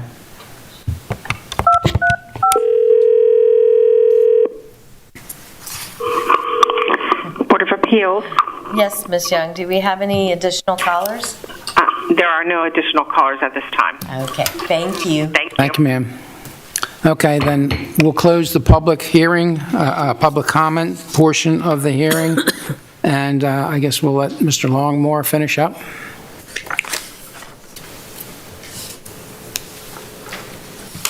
Thank you, Mr. Chairman. And I'll try to be brief. I know the hour's getting a little late. I guess what I'd like to say, we want to respond to some of the comments. We know there's a lot of concerns from the neighbors, and we trust and know and believe all their comments are sincere and that they have these concerns. Respectfully, we don't think our project is going to have the effect that a lot of folks think it will. The numbers that, one of the specific things I'd like to say, and Ms. Chandler can affirm this if the board would like her to, is that with the traffic counts, there were questions about, one of the things I heard that we didn't address directly were trips for school buses in the transfer station. The numbers that Ms. Chandler discussed that were from 2015 in the original study, and she confirmed in the 2019 numbers include that. That's trips of all vehicles. So they are included in our numbers. They were taken into account. What I'd really like to spend just a few minutes going over is that my two initial points, I guess, are to share, again, remind you that you don't owe any deference to the Planning Commission's decision. There was a comment that we don't want you to know the Planning Commission denied this. I think it's obvious or we wouldn't be in front of you. You all know that we're here because we got denied at the Planning Commission. We're not trying to hide that. I thought it was assumed and everybody knew that. So that wasn't a hide the ball kind of moment. I want you to look at that because I think the Planning Commission was dead wrong in what they did. I don't think they listened to the facts of the application. I don't think they reviewed it carefully. I don't think they followed the standards that they were supposed to follow when they denied this application. This is a concept site plan, as we talked about. It is not the final site plan approval. And with those two kind of lenses in mind, I think it's clear from all the testimony based on folks that have the expertise, including Mr. Lesner, who was here, Mr. Seiput sharing the nature of the project, and Ms. Chandler talking about traffic, and not just the folks that are here on behalf of the applicant, but every agency that reviewed this said that this meets the requirements for concept site plan approval. There's not a variance that's needed. If you look at the staff report, it said, what are the outstanding issues? None. There are no outstanding issues on this. This application meets all the requirements of the zoning ordinance that our county commissioners put into effect, that the Planning Commission was required to follow, and respectfully that we'd ask that you follow tonight.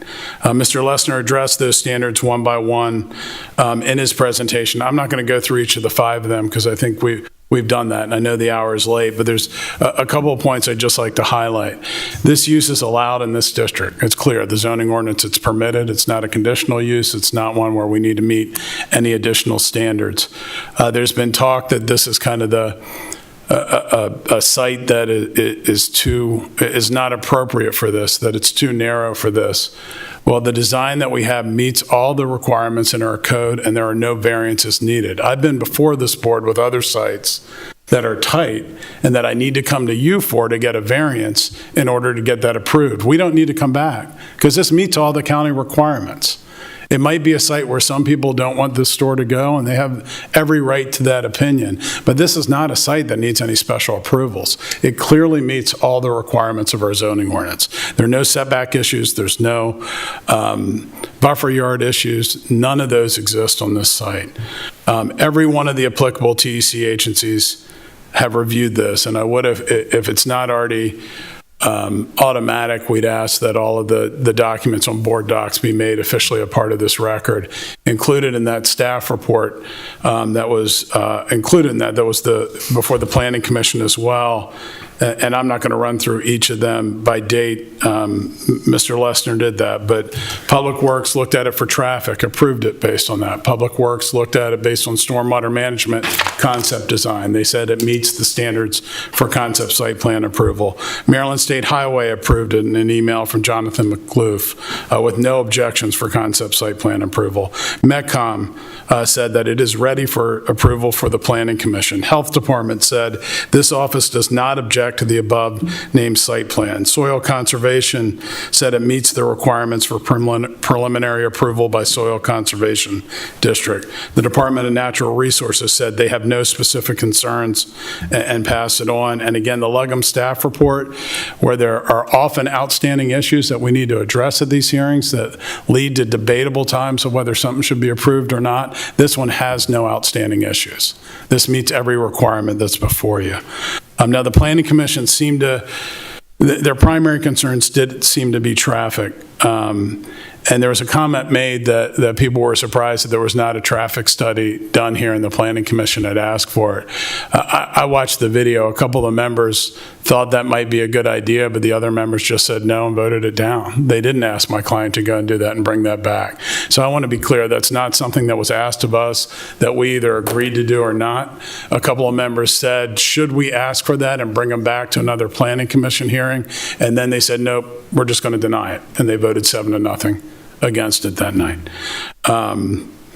You know, the reason why we have these rules, the reason why we have these ordinances is because we have to be fair to each of the applicants that come in and the public.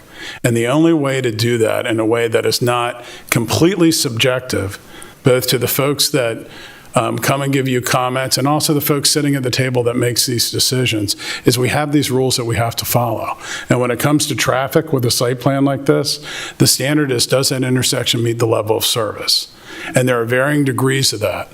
And this has a level of service A. And the Planning Commission's primary concerns were traffic, and they voted it down, even though this has the highest level of service that you can have.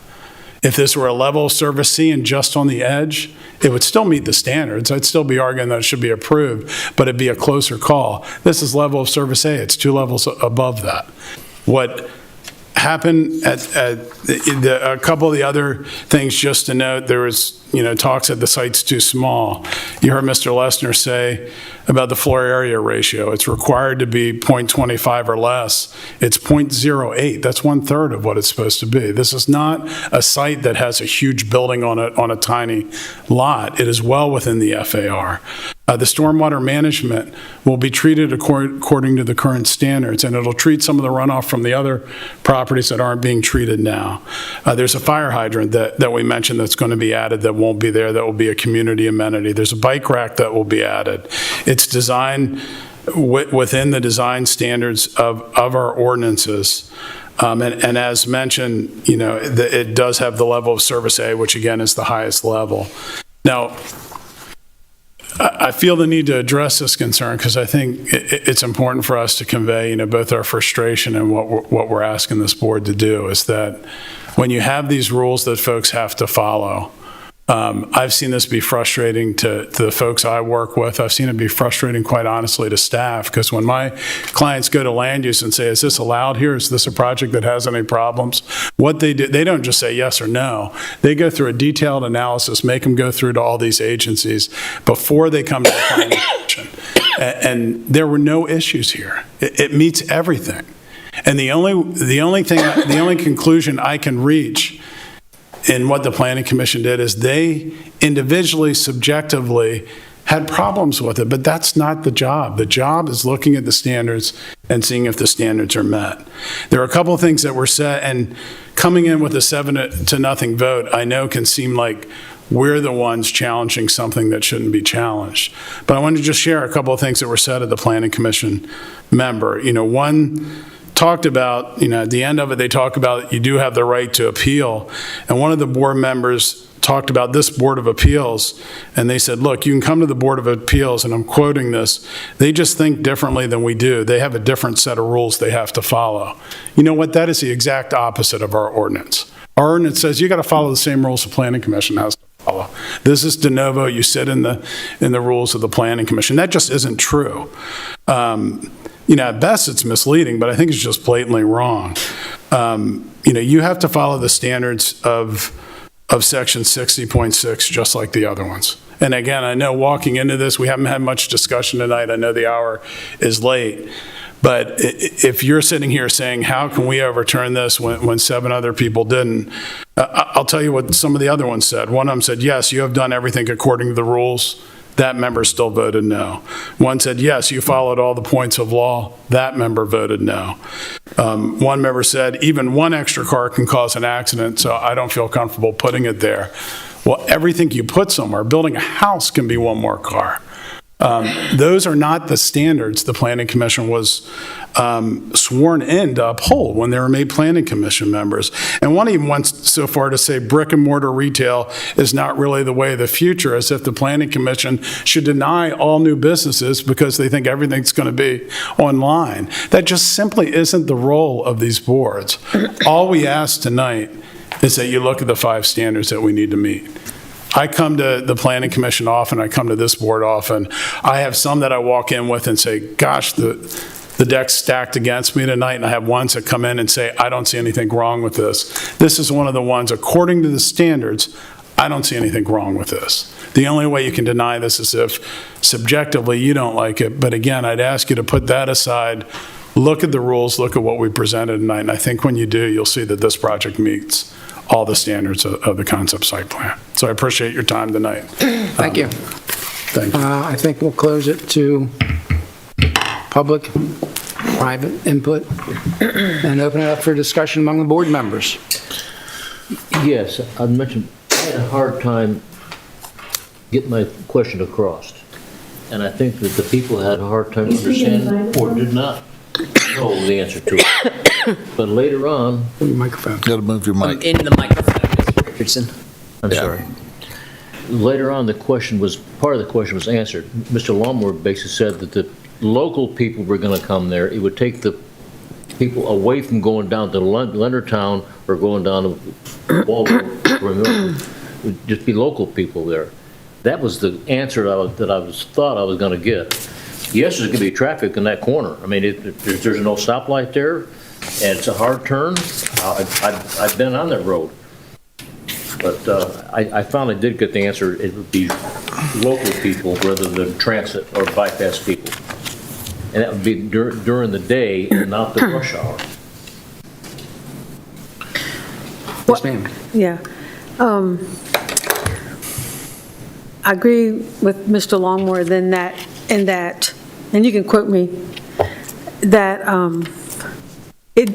this does meet the site plan exactly as it's supposed to. And our job is to look at all that and make sure that we do that. But I think also our job is also to listen to the community. The data that was presented from the traffic was old data. It was from 15 or something.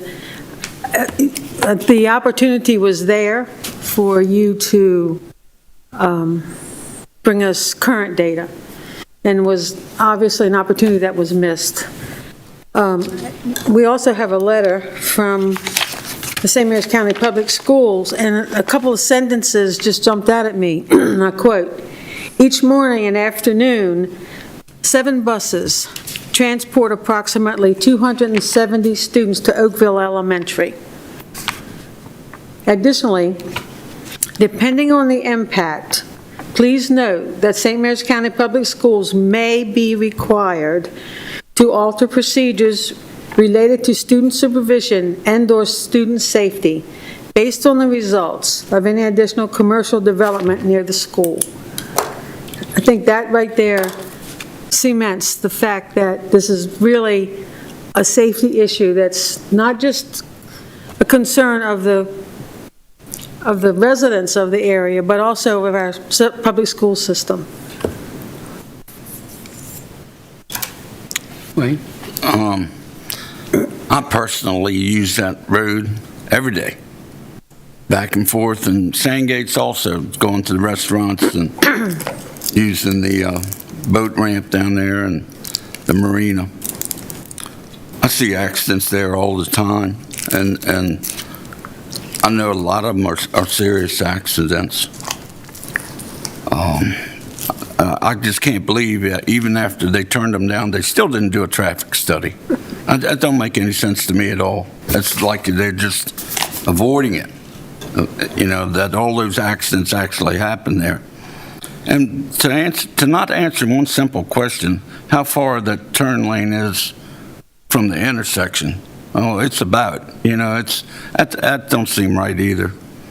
And there's trucks, I love the picture that someone sent in that shows the Dollar General truck actually being 53 feet. I mean, that's going to take up a large section making that left turn. I've seen the trucks coming out of the transfer station. There's no way I know all these people. There's no way I can vote for this.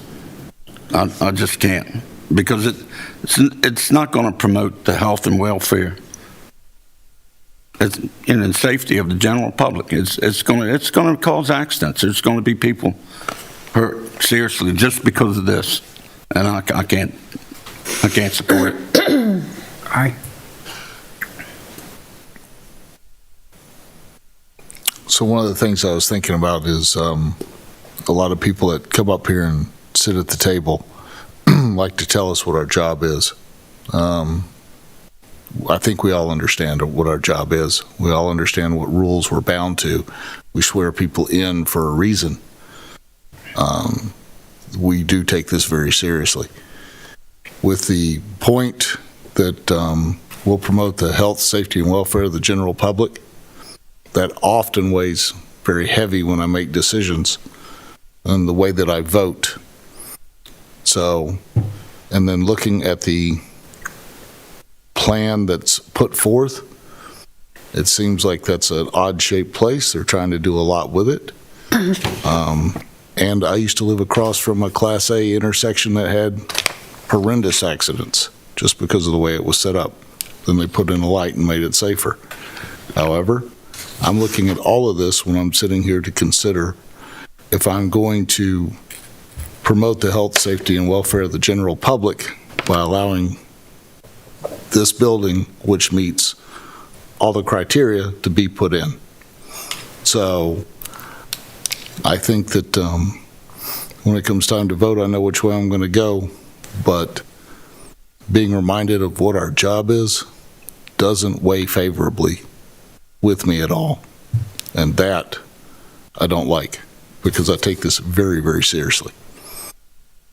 One thing I'd like to add that I didn't think of before is that church right across the intersection.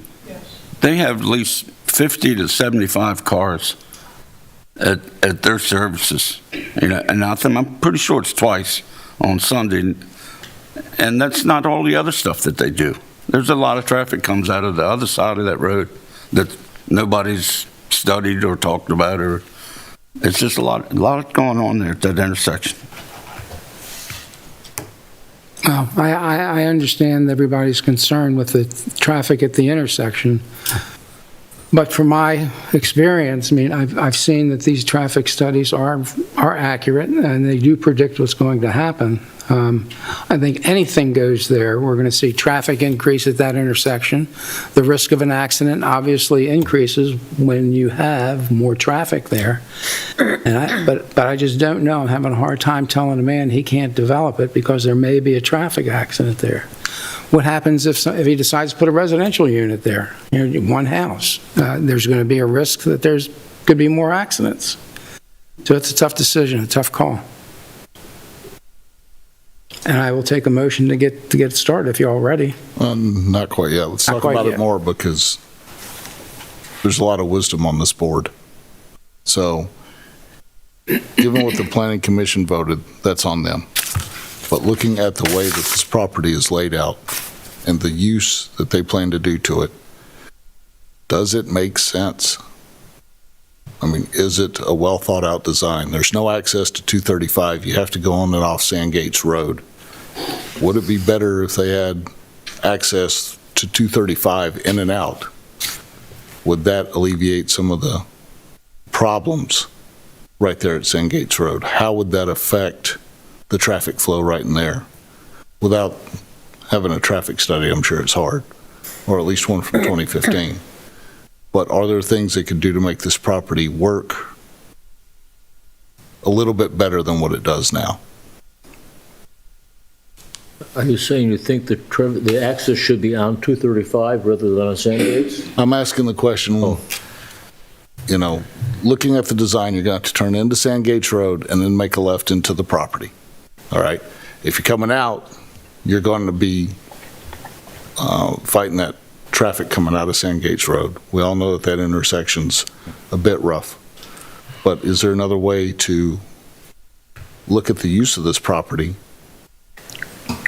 and make it a little bit safer, better, so it can be developed?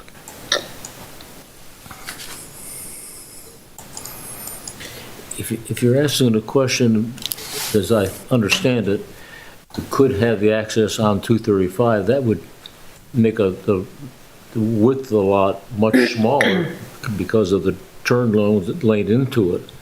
So I don't see that as an answer, because you make the narrow lot narrower by having access on 235. I would think that we have an excellent engineer, that if that could have been done, he would have done that. I mean, he clearly said it, we worked with what we had.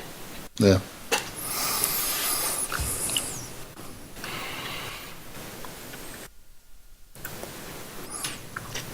Just given the way that it's right there, you got that cross through. And then your point about maybe somebody builds a residence there and there's an accident, that could happen, but you're not going to have the same volume of traffic in and out from a residence that you would this type of building with that type of access.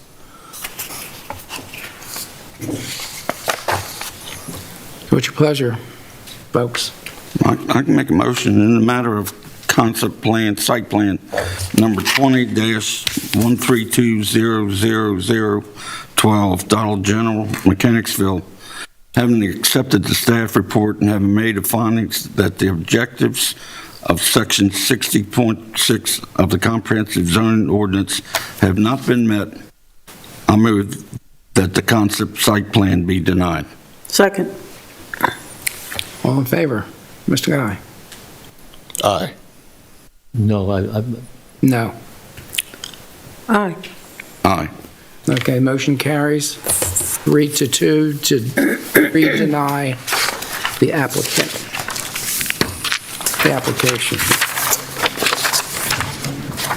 An order reflecting the board's decision will be prepared by staff and signed by the board within 60 days.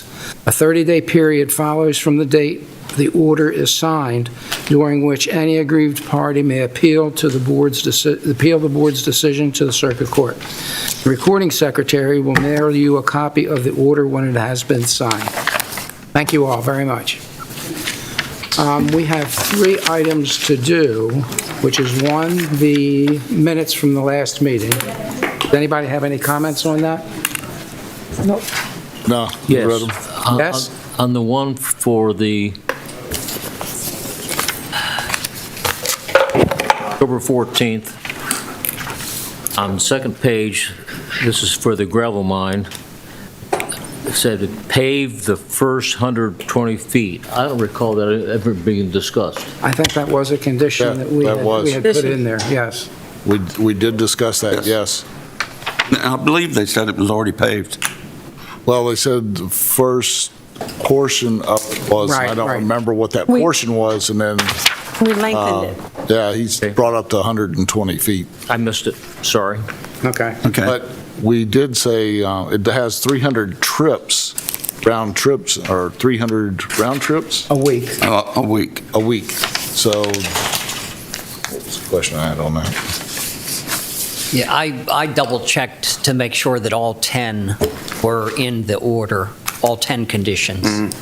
Okay. So it was capped at 300 a week. I believe the order says 80 per day. 80 per day, right. Yeah. Okay, all right. Yeah. Any motion to approve the minutes? I'll make a motion to approve the minutes. Second. All in favor? Aye. Okay, we also have 2 sets of orders, and they came late yesterday, I think, and we have a meeting next week. So could we hold off on those until next week? Does anybody have an objection to that? Okay, then with your all concurrence nodding. Yes. We will do that. Okay. And we'll have that next week. And next week, we have a public hearing for 2 items? That is correct. You have the Loveville mine that was opened on September 9th and continued to next week's date. And then you have an appeal of a planning director's decision to issue a Why don't you permit. guys make better decisions? I'm sorry? Why don't you guys make better decisions? We won't have all And I am forced to recuse myself from the second case due to a distant family relation to a party in the case. Okay. Anything else for the good of the cause? Yes. I'd like to. Yes, ho. Just saw the date and realized I have to pick up my daughter from the airport on the 16th. She's coming home from college, so I may not be in attendance at night. So, Mr. Payne, you're on next week. Gosh, I'd like to see. One more thing. That's right. We'll see everybody next week. I don't have to do that tonight. No, don't have to do that tonight. well, do for me, Merry Christmas. So I won't be able to. That's to you, so to Yeah. you, Merry Christmas and Happy New Year. Yep, Merry Christmas and Happy New Year. That's right. Motion to adjourn? So moved. All in favor? Aye. Very good. Thank you.